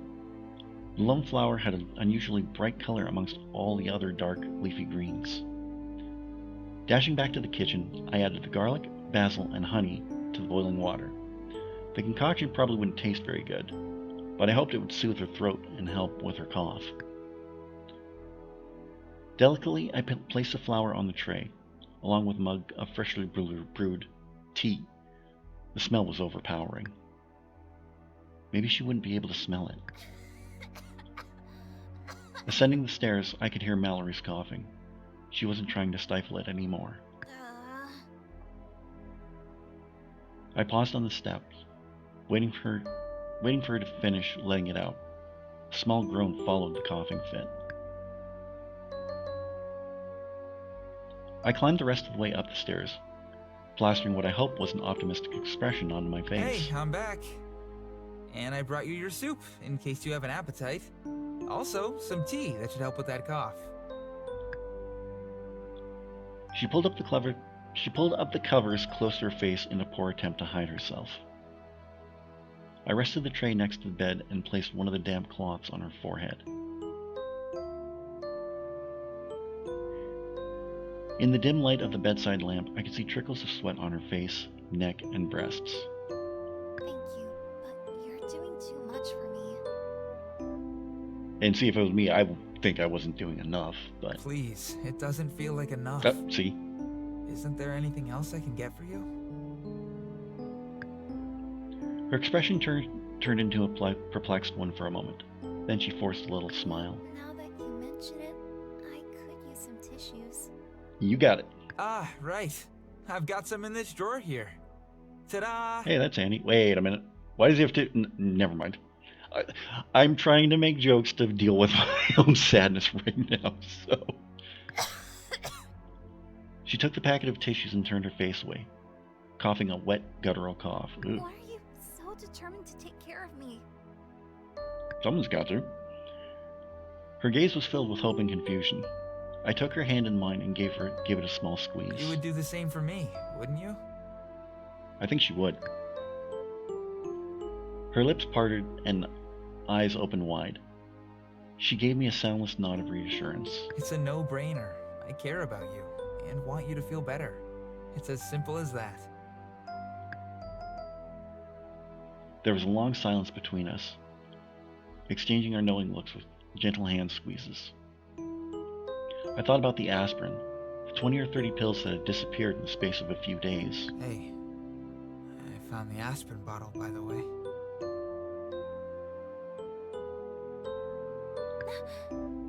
She gasped, pulling back her hand from mine to cover her face. I'm so sorry. I should have said something sooner. I mean, yeah, you should have. Oh, you dick. Was it for your leg? To stop it hurting? Or did you know you were developing a fever? You know what? It doesn't matter. I placed an order for more.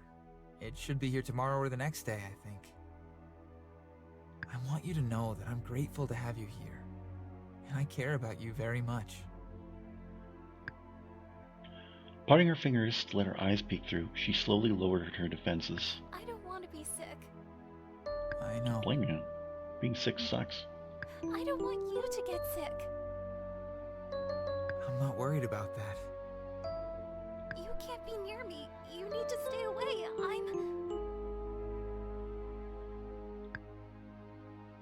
I stretched out next to her on the bed, my face resting close to hers. I'm staying right here, by your side, no matter what. She turned to look at the tray of soup with the water and tea beside it. What a pretty flower. Where did it come from? Aquaponics. She reached over to gently pick up the scarlet blossom. From my fish garden, or whatever you called it. It must have opened up today. I don't remember seeing it when I fed the fish yesterday. It's beautiful. What type of flower is it? A hibiscus. They only bloom for a short while, so we're lucky we got to see it. She lay there with her eyes closed, with the flower pressed to her nose. The petals make a wonderful tea. I'll make you some with the other blossoms, if you like.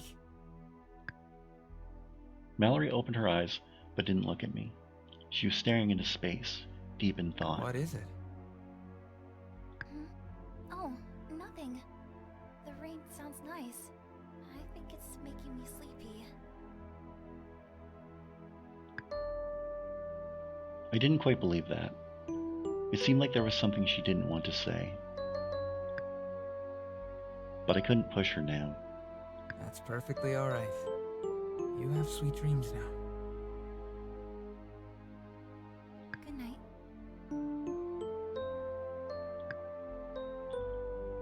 I lay there watching her breathe, counting the minutes between each coughing fit, resting my hand on her burning chest so I could feel her heartbeat. I had been somewhere like this before. My parents. I had tried my best to care for them when they were sick. I'd been so afraid, but I hadn't gotten sick. Part of me almost wondered, even hoped, that I might be immune. That thought in the back of my head hadn't eased my fear of strangers, of Mallory when she first appeared in my life. But now I don't care. Either way, all I wanted was for her to get better. Eventually, I drifted off to sleep too.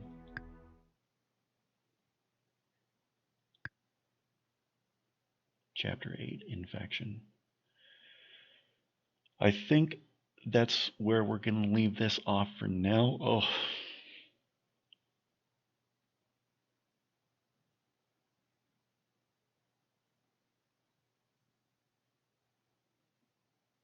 Yeah. I'm not going to do my usual outro. All the things will be linked down below. Yeah, you know the outro. Next week will most likely be the final episode of Cabin Fever, so be sure to join me for that. Until then, have a great week. Talk to you again soon. Welcome back to the Irish Band channel, and welcome back to what could be the final episode of Cabin Fever. So, last week's episode was a bit of a downer. I apologize for that, everyone. I sometimes let these games get to me, and So sorry. Don't you close your eyes, Mallory. Her eyes began to close, and I could tell she was tired. You have absolutely nothing to apologize for. I was alone for so long, I forgot what it was like to live. And then you came into my world, and...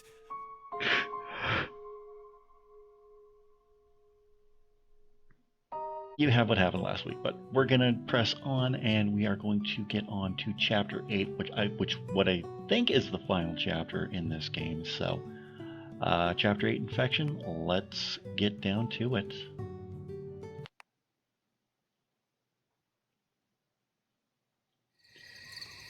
In the dead of night, something woke me up. In the dead of night, something woke me up. Sound of the wind? An animal? Whatever it was, it had pulled me up out of some dream. I sat up and listened. The night was quiet now. Nothing but crickets and white noise. I realized that I really needed to pee. Carefully, as not to wake Mallory, I got out of bed. I headed downstairs to the bathroom, half asleep in the dark. Once I was done, I went to the kitchen for some water. That's just gonna make you pee more, dude. I stood by the window with my glass, looking out at the sleeping world. I've done that. I wasn't used to being awake at this hour. It was a little eerie. I glanced up at the dark loft where Mallory slept. For a while, her coughing had kept her and me awake. But I'd rubbed her back until we both drifted off. Thankfully, she was sleeping peacefully now, getting the rest she needed. Worry made my stomach feel sick and my chest feel hollow. It does that for me too. I got a friend I worry about constantly. There's no way I'm getting back to sleep now. I paced back and forth for a minute, dragging my hands across my face. I needed a distraction, something to shut down my brain or at least get rid of this nervous energy. Shaking my head, I went to my desk and dropped to my chair. Computers were usually pretty distracting. I turned on the monitor and pulled out my keyboard. It was a membrane keyboard, so I didn't have to worry about making too much noise with my typing. I can't say that for mine, because mine's kind of clickety-clackety. There were more emails waiting in my inbox. One was from a colleague who worked out of Vietnam. The time difference would have meant it was late afternoon over there. So she was probably wrapping up her workday as I sat there in the darkest hour of night. The subject read, "Remedy distribution underway." Just reading it made my blood boil. I was so sick of these empty promises. And for what? Read the spam anyway, you never know. I mean, from a friend of his in Vietnam, why not? I opened the email anyway, thinking maybe I could find whoever started the vile forwarding chain and send them a piece of my mind. But then my curiosity was piqued. The body of the email had a surprisingly official-looking Global Health Authority logo at the top. There were multiple language options. I scrolled to the appropriate section and started to read. Public notice. The worldwide distribution of R Pandavax is underway. Please read on for information on how and where to seek treatment. Patients who receive R Pandavax have a 96% chance of recovering, up from the 45% seen with traditional medical intervention. Right, I wish. R Pandavax rollouts are now taking place, with med tents being set up outside major hospital locations in the countries and cities listed below. Symptomatic individuals should visit their nearest med tent as soon as possible for assessment and hospital admission. Hang on. This couldn't be real. Could it? I scanned down the list and then saw it. The name of our city. Is this actually real? R Pandavax treatment will be administered free of charge with identification requirements relaxed by emergency order. R Pandavax may also have a preventative effect, and individuals who have not been infected may opt to receive an immunizing dose. I scrolled up, down, searching the screen for some evidence this was fake. A scam. A lie. I pulled up the internet and searched R Pandavax. At least 100 articles came up, all posted within the last 24 hours. Bulletins from different news sources, statements from researchers, schedules being shared. Mallory! I called up towards the loft, my voice shaking like crazy, my gaze not leaving the screen. I stood up, tremors running through my whole body. Mallory, it's real! Mallory, we have to go now! Yeah, I'd be making tracks for it. I was dashing up the stairs, staggering towards the bed, ready to pick her up and carry her out of the cabin if I had to. I couldn't believe this. I couldn't believe our luck. It felt like a dream. Could it really be real? I reached across the bed for her, and she wasn't there. Mallory? Yeah, Mallory, where are you? I looked around the dark room wildly. Mallory! The cabin remained silent. My heart pounded. Where was she? I raced back down the stairs, calling out again and again as I searched the cabin, throwing open the door to the aquaponics room, and the bathroom, and the storage room, frantic. Where was she? That's when I noticed something resting on the kitchen table. A small notebook left open. I went over and picked it up. The top page had a note written in purple ink. A lump formed in my throat, my stomach twisted. We both know I have it. My only hope is that it's not too late. That I haven't passed it to you. Because I want you to carry on with your life. Don't worry about me. I'm going back home to find out what happened to my sister. Whatever the answer is, I'm comforted to know we'll see each other again soon. I hope you know I would have stayed with you forever. But I'm thankful we had the time that we did. Love, Mallory.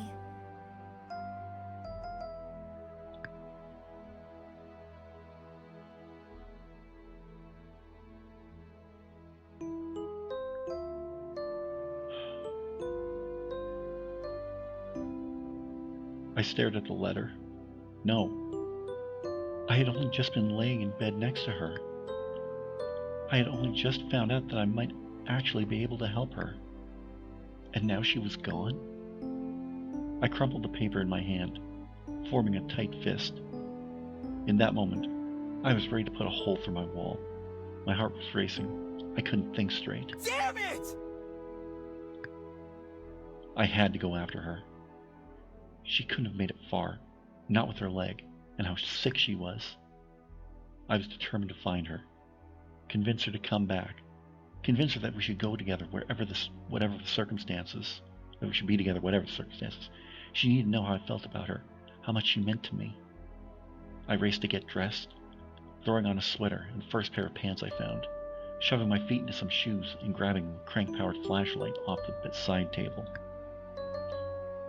There wasn't time to think. I just had to move.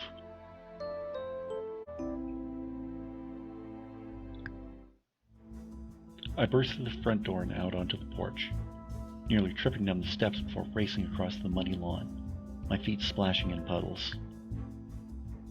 I was panting, sprinting almost blindly through the dark in whatever direction I thought Mallory might have gone. I was through the garden, over the hill, and nearing the woods when... Oh, that's right in the heel! That's right in the heel! Oh, damn, that hurts me just looking at it. Suddenly I slammed against the ground, pain shooting through me. It took me a moment to get my bearings and understand what had happened. The trap. How the hell? But no, I'd completely forgotten about moving it. How did I let this happen? I sagged against the ground, gritting my teeth. I couldn't let this slow me down. I gathered the strength to push myself up and look back at my foot. It was my foot that had been caught, and at a strange angle. I could only assume it was because of the way I'd been running so fast, practically flying over the slopping ground. Man, can you please take that off? I twisted and reached to release the trap, which took a few tries. Finally, I was able to scramble away and stand up, but the pain in my foot was excruciating.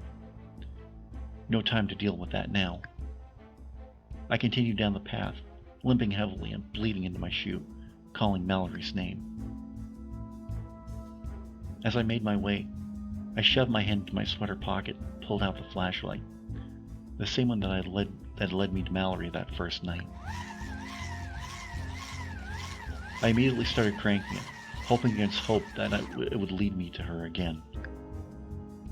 But as I entered the trees, I stopped, hesitating. Mallory's note that she was headed back to the city to check on her sister. Most likely she'd taken the footpath through the woods, the path she'd taken to get here in the first place. I might be able to catch up with her if I followed, but it depended on how much of a head start she had. If I followed the old driveway instead, I'd eventually make it to the highway. It was a longer path, but a more straightforward one, and if I could manage to flag down a car and get a ride, then I might even reach the city before Mallory did. I had to pick quickly. Oh God, oh.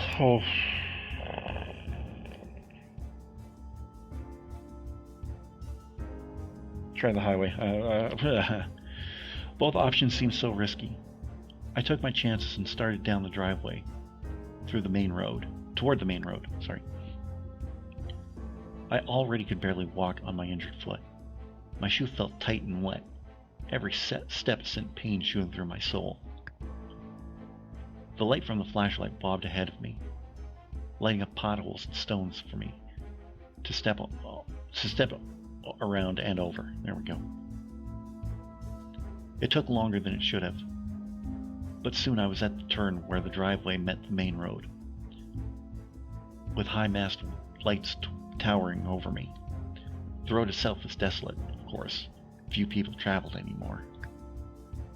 Still, as I staggered along the shoulder in the direction of the city, I kept on cranking my flashlight, swinging it back and forth on the off chance that someone, anyone, might come along and see me. The thought of Mallory kept me going. I watched for a long, long time. It felt like a ghost world. Please, is anyone out there? My voice held more despair than I even realized that I was feeling. But then, as if my desperate voice had summoned it, a car appeared in the distance. I heard it before I saw it, and when I saw it, I started waving my arms again. You're supposed to stay away from people, my brain reminded me. Shut up! That's not important right now! The car was getting closer, the headlights glaring. I tried to jump, but my foot hurt too much. Stop! Please! Stop! I need help! The car began to slow. I stumbled towards it. The windows rolled down, and the driver peered out, saw my bloody foot, and gasped. Oh my god, what happened to you? I'm trying to get to the city. Please, I'm hurt, and she's... I couldn't even say it. How could I explain? Get in, I'll take you to the hospital. I wanted to cry. I hobbled to the passenger door and climbed in. By car, the city rose up around us within minutes. As we moved through the dim, pre-dawn streets, I looked out at the place I'd hoped never to return to. It looked so much more decrepit than I had imagined. The buildings were totally overgrown. There were broken windows and crumbling bricks, and the roads were all cracked apart. Geez, how badly did this virus decimate everything? Here and there, bits of keep your distance tape fluttered, forgotten. The people who were left did not need to be reminded. There was a lot of vandalism, too. We drove past one dusty-looking grocery store, which had 3 people lined up outside, each of them wearing a heavy-duty mask and spaced at least 8 feet apart from one another. It's supposed to be 6 feet. I couldn't imagine how tough it must have been on Mallory and her family living here, trying to stay safe and survive in a run-down dump like this. The hospital came into view pretty quickly. I thanked the driver profusely for the ride, hopping out of the car almost before it had even fully stopped. When I saw the med tent erected in the street outside the hospital, I almost couldn't believe my eyes. It existed, just like the email bulletin said it would, but there was hardly anyone around. A medical worker decked out in PPE emerged from the tent, holding a clipboard and looking around. A man with a small child called out from several feet away, and the worker began asking questions I couldn't hear. This was how they were saving the world, quietly and with eerie calm. Daring to hope, I looked around for Mallory. If by some miracle she had made her way here, then maybe everything would actually be okay. I spotted another small group lingering nearby, and I lurched towards them. I'm looking for a girl. Her name is Mallory. Her hair is long and white. She's wearing purple. I moved from person to person, pleading, but no one had an answer for me. All of a sudden, I heard the faint squeal of a megaphone, a voice cracking over the near-empty street. If you are awaiting preventative care, we ask that you remain patient while we triage symptomatic individuals. If you are currently experiencing symptoms like fever, headache, fatigue, or dry coughing, or have recently been in close contact with someone who is, please proceed to the screening area for assessment. I mean, Mallory had it, so we can get there quickly. The medical worker was showing the man and child into the med tent now. I staggered over. Did you see a very sick girl dressed in purple? The medic looked at me, startled. I'm sorry, no. Who is she? And have you been in close contact with this person? If she's not yeah. here, can you help me find her? Because she's really sick, and I need to find her and bring her here. If you've been in contact with an infected individual, then the most important thing right now is for you to get assessed and admitted for treatment. You do understand how rapidly the virus proliferates. The sooner we can begin treatment, the better your chances will be. Please, follow me. But no, I have to. Please. Right now, you are potentially shedding the virus in a public space. You need to enter the med tent. I looked around at the near empty street. I wanted to keep arguing, but what could I say? The medic must have seen the pain and hopelessness on my face. I will try to find out about your friend. Now please. I need you to enter the med tent.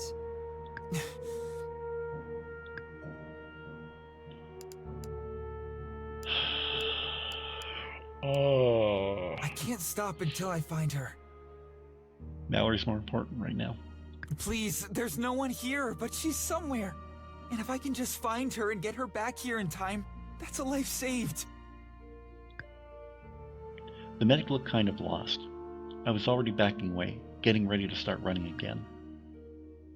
If Mallory wasn't here, then she had to be at the planetarium, or at least on her way to it. Wait! Don't go yet.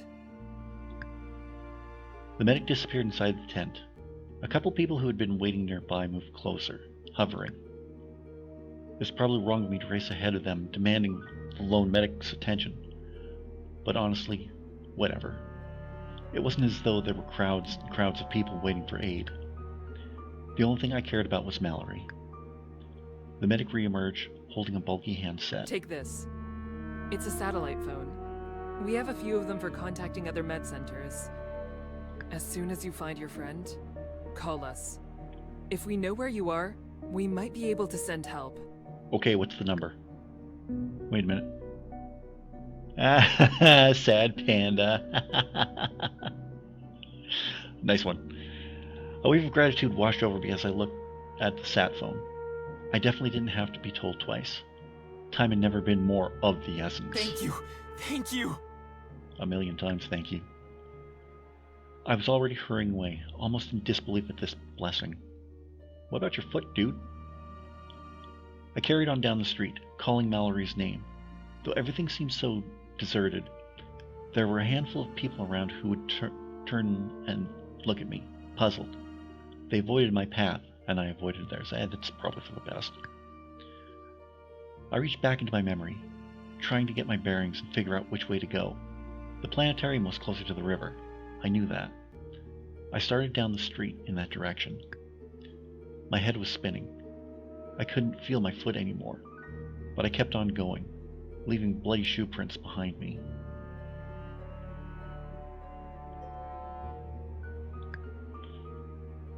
Hope was the only thing keeping me going.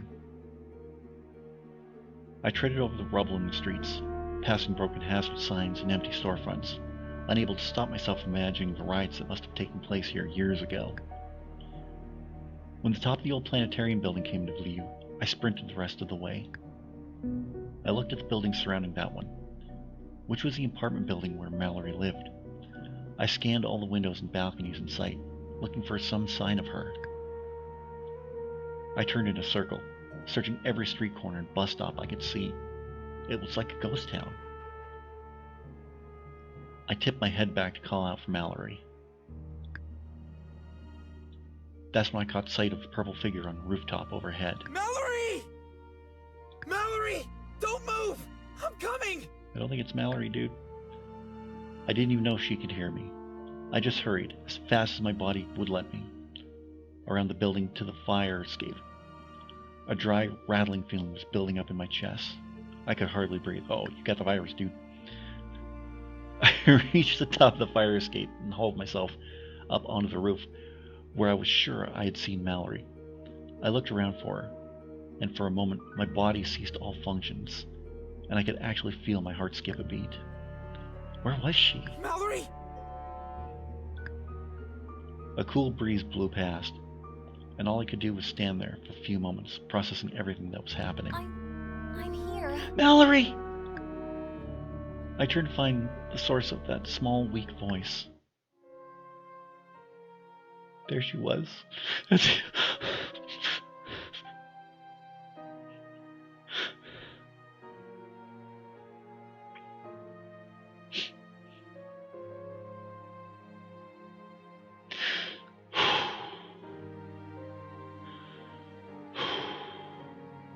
Easy, Bandit. Come on. Get it together. There she was, at the opposite edge of the rooftop. Her delicate frame black backlit by the gently rising sun. Dark hollows hung under her eyes. Dark hollows hung under her eyes and her cheeks. She trembled, barely able to hold herself upright. Why are you here? What's with the music? She didn't look at me as she spoke, and my throat felt like it was twisting shut. Your letter. I found it, and I couldn't just let you go. She listened and continued to gaze out on the cityscape, avoiding eye contact with me. You shouldn't be here. It's dangerous for you to be close to me. She was so out of breath. I approached her slowly, terrified that she would just float away. That doesn't matter to me now. I care about you too much. I love you, Mallory.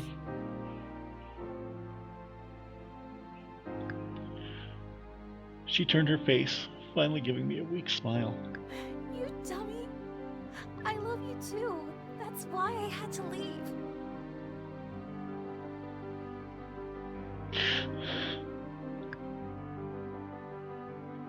She swayed there, as though turning to look at me had made her dizzy, and her body dipped towards the ledge. No.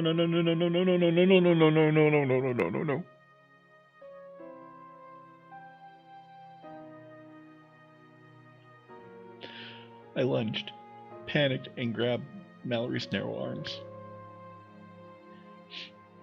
In one swift movement, I had pulled her onto myself, redirecting the shift in weight to have her fall into my arms. Gently, I helped her lay down. Her cheeks were blood red, her skin like fire. She struggled to keep her eyes open. No.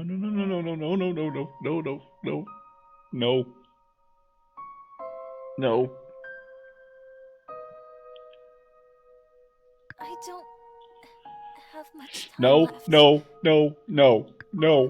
Maybe you're just a dream. No, Mallory, you don't understand. Use the phone, dude. There's a treatment. There's a treatment, and it's right here in the city, and I love you. There's a cure? I nodded vigorously, fumbling for the sat phone I shoved into my pocket. My sister wasn't home. Do you think maybe she managed to get the cure? My shoulders rounded as I fought back tears. Of course, Mallory wouldn't even think of herself. I'm going to get you help. I'm calling right now, and someone's gonna come. The phone was in my hands, my thumb poised over the stiff, tactile buttons. The number. It had been printed on the med tent, but what was it? Oh, damn it!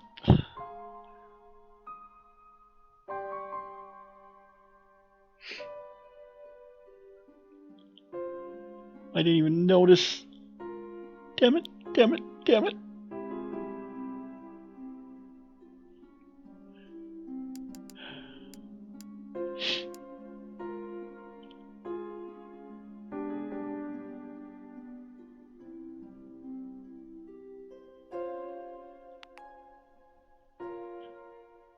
I punched in the number, hoping I'd remember it correctly. Shit!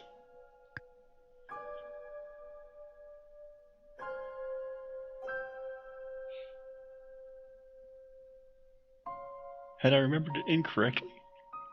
I thought back to what I had seen on the sign on the tent, willing my memory to grasp that all-important number fully. I dialed again, but to my horror, the outcome was still the same. I didn't know the number. I looked down at Mallory, at the beautiful hope in her eyes.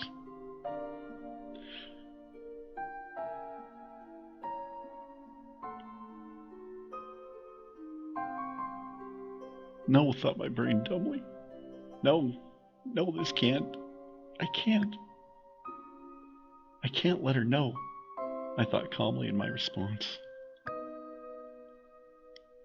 I pressed a random string of numbers, held the sat phone to my We're ear. here! We're just across the planetarium building. I found her, and she's okay. You'll be right here? I tried my hardest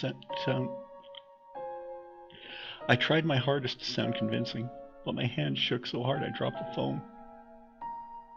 I leaned over Mallory, holding her tight. Help is on the way. You're going to be all right. We're going to be all right. We're going to spend a little time in the hospital, but then we can go home, back to the cabin, where we're going to live happily ever after. It was selfish of me to stay with you. I should have known. No, don't start that.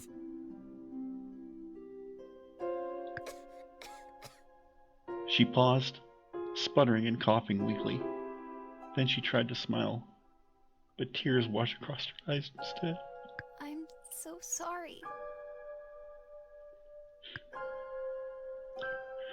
Don't you close your eyes, Mallory.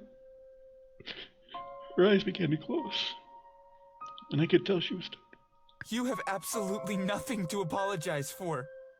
I was alone for so long, I forgot what it was like to live. And then you came into my world, and...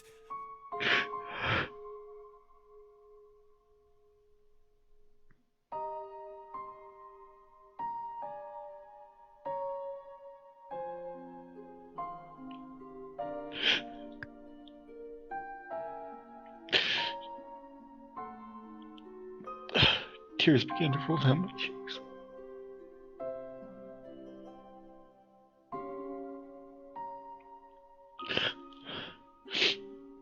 You don't need to have any regrets, because having you in my life has been the best thing to ever happen to me. So don't you dare regret anything.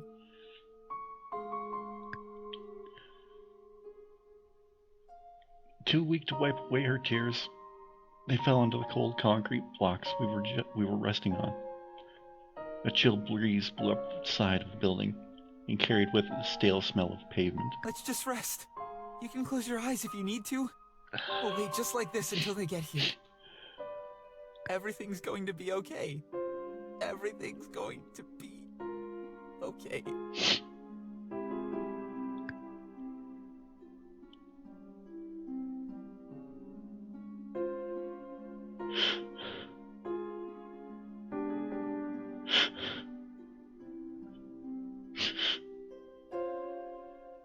The wind died down, and suddenly everything was impossibly still, silent and still.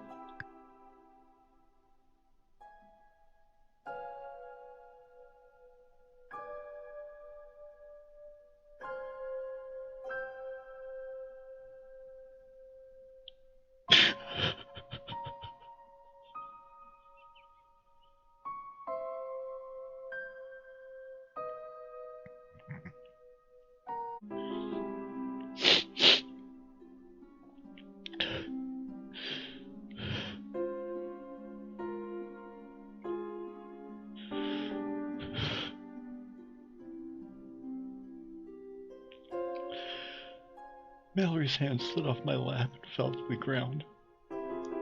Slowly I watched her eyes close one last time, and a quiet peace fell over us. All color had left her soft cheeks, and I felt her presence leave me.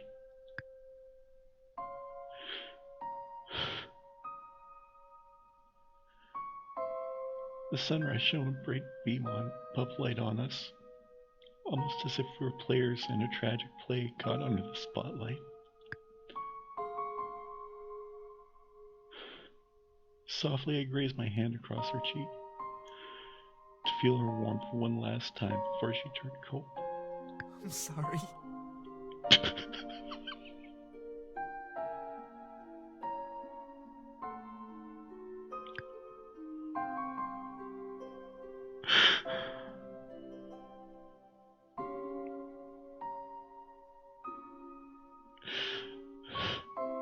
I had failed her.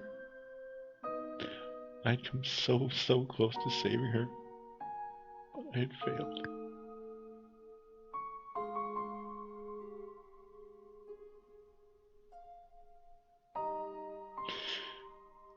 With a heavy sigh, I got on one knee and slipped hands underneath Mallory's lifeless body.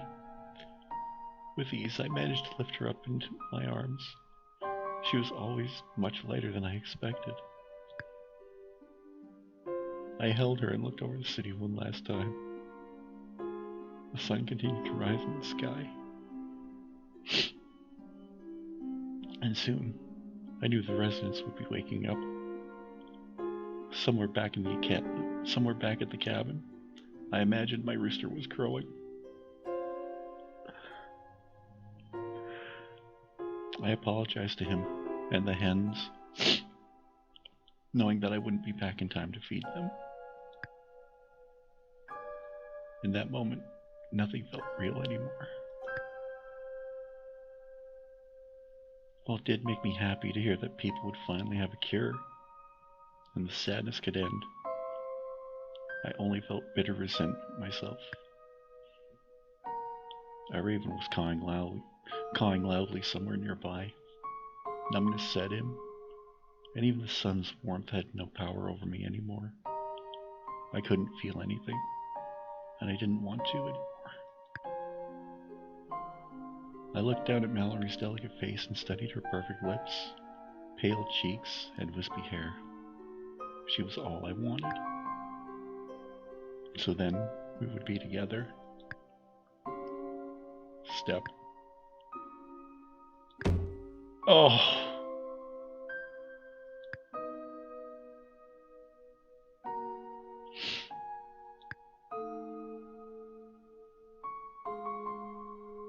Oh.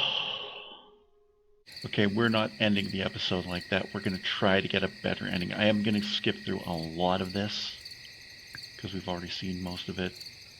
Read the spam, of course. Head for the highway. I think we made all the right decisions. Whoa. 555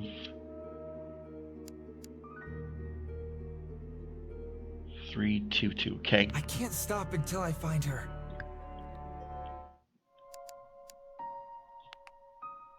Yes, that was it. Thank you, Brain. I thought as the ring started to go through. You're welcome, replied my brain as more rings went through. No.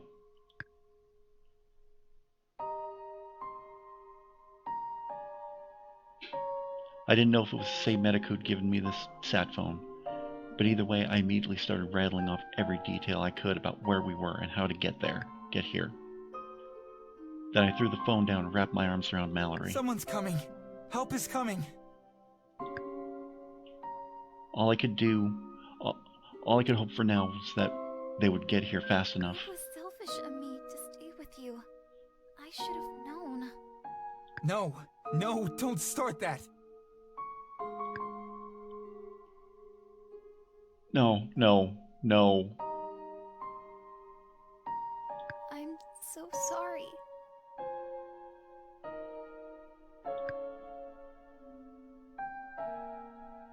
No. You have absolutely nothing to apologize for. I was alone for so long, I forgot what it was like to live. And then you came into my world, and having you in my life has been the best thing to ever happen to me. And I cannot wait for us to go home and live happily ever after together. Yes, please, somebody, hurry up, please. Too weak to wipe the tears away, fell into cold concrete blocks. Okay. Stay with me, Mallory. We're going to get you help, and everything's going to be okay.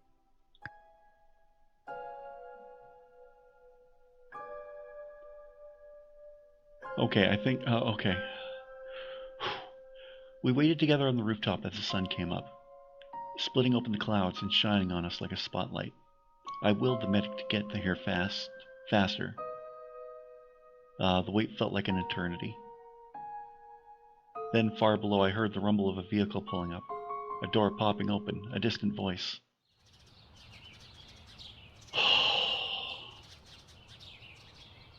It was 2 weeks before Mallory and I were able to return to the cabin.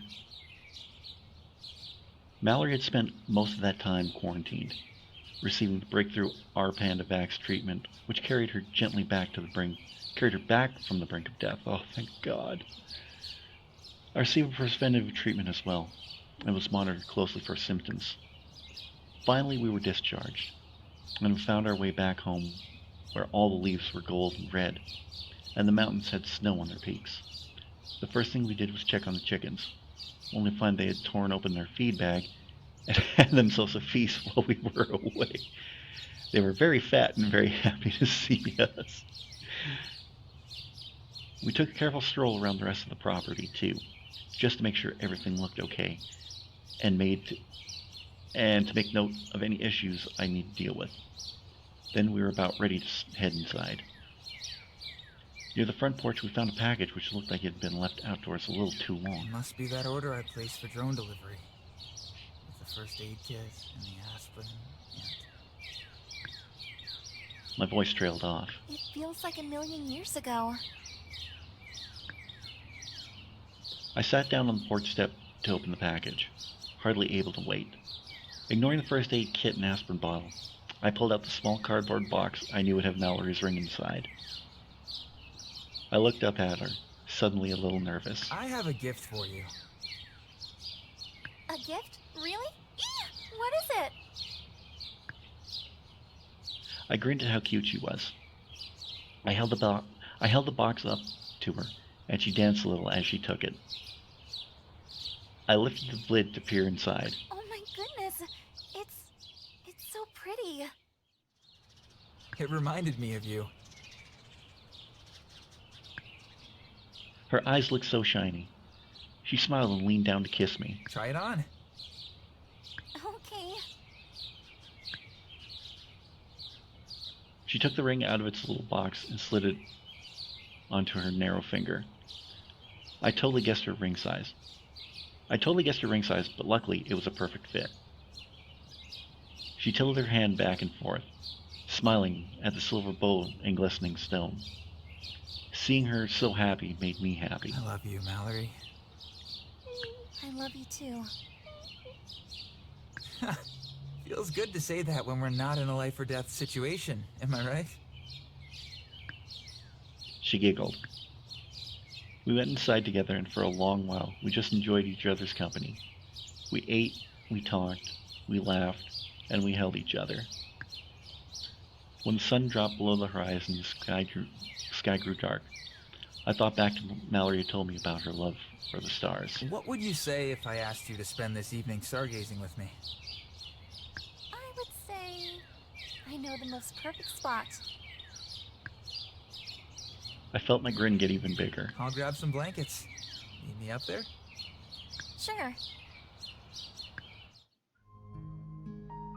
A few minutes... Oh, God, I'm going to cry again with some happy tears. A few minutes later, I climbed up onto the roof with a big blanket folded over my shoulder. Mallory sat waiting for me, watching me with those beautiful eyes and the sweetest smile. My heart felt warmer than it ever had. The pain and loss we'd experienced would always be there, but now there was also joy to be felt. So much joy, and so much life to be lived.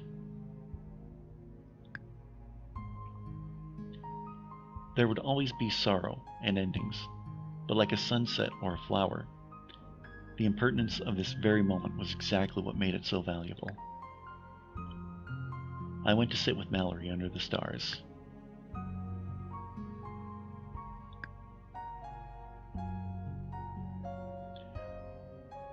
Well, that's a little better ending, and one I'm happy to end this series on.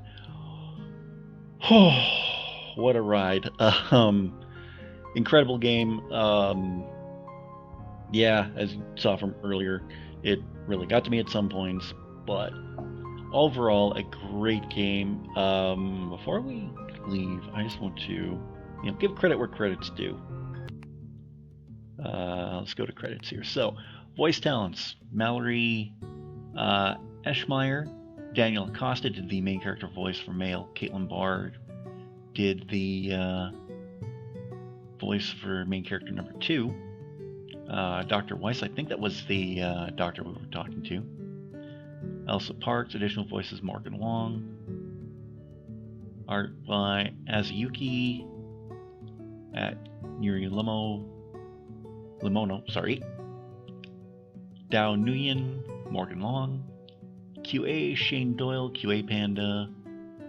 Alana Hagon, Assistant Panda. Audio mastering by Connor O.R.T. Linning, Pepperoni Panda. Morgan Long. Written by Morgan Long, Rebecca Shelley. SFX audio purchased from Audioblocks. Programming by Programmer Panda. Music and trailer Screenhog Studios. Special thanks to Cody OG Panda for reading the original draft and giving writing tips.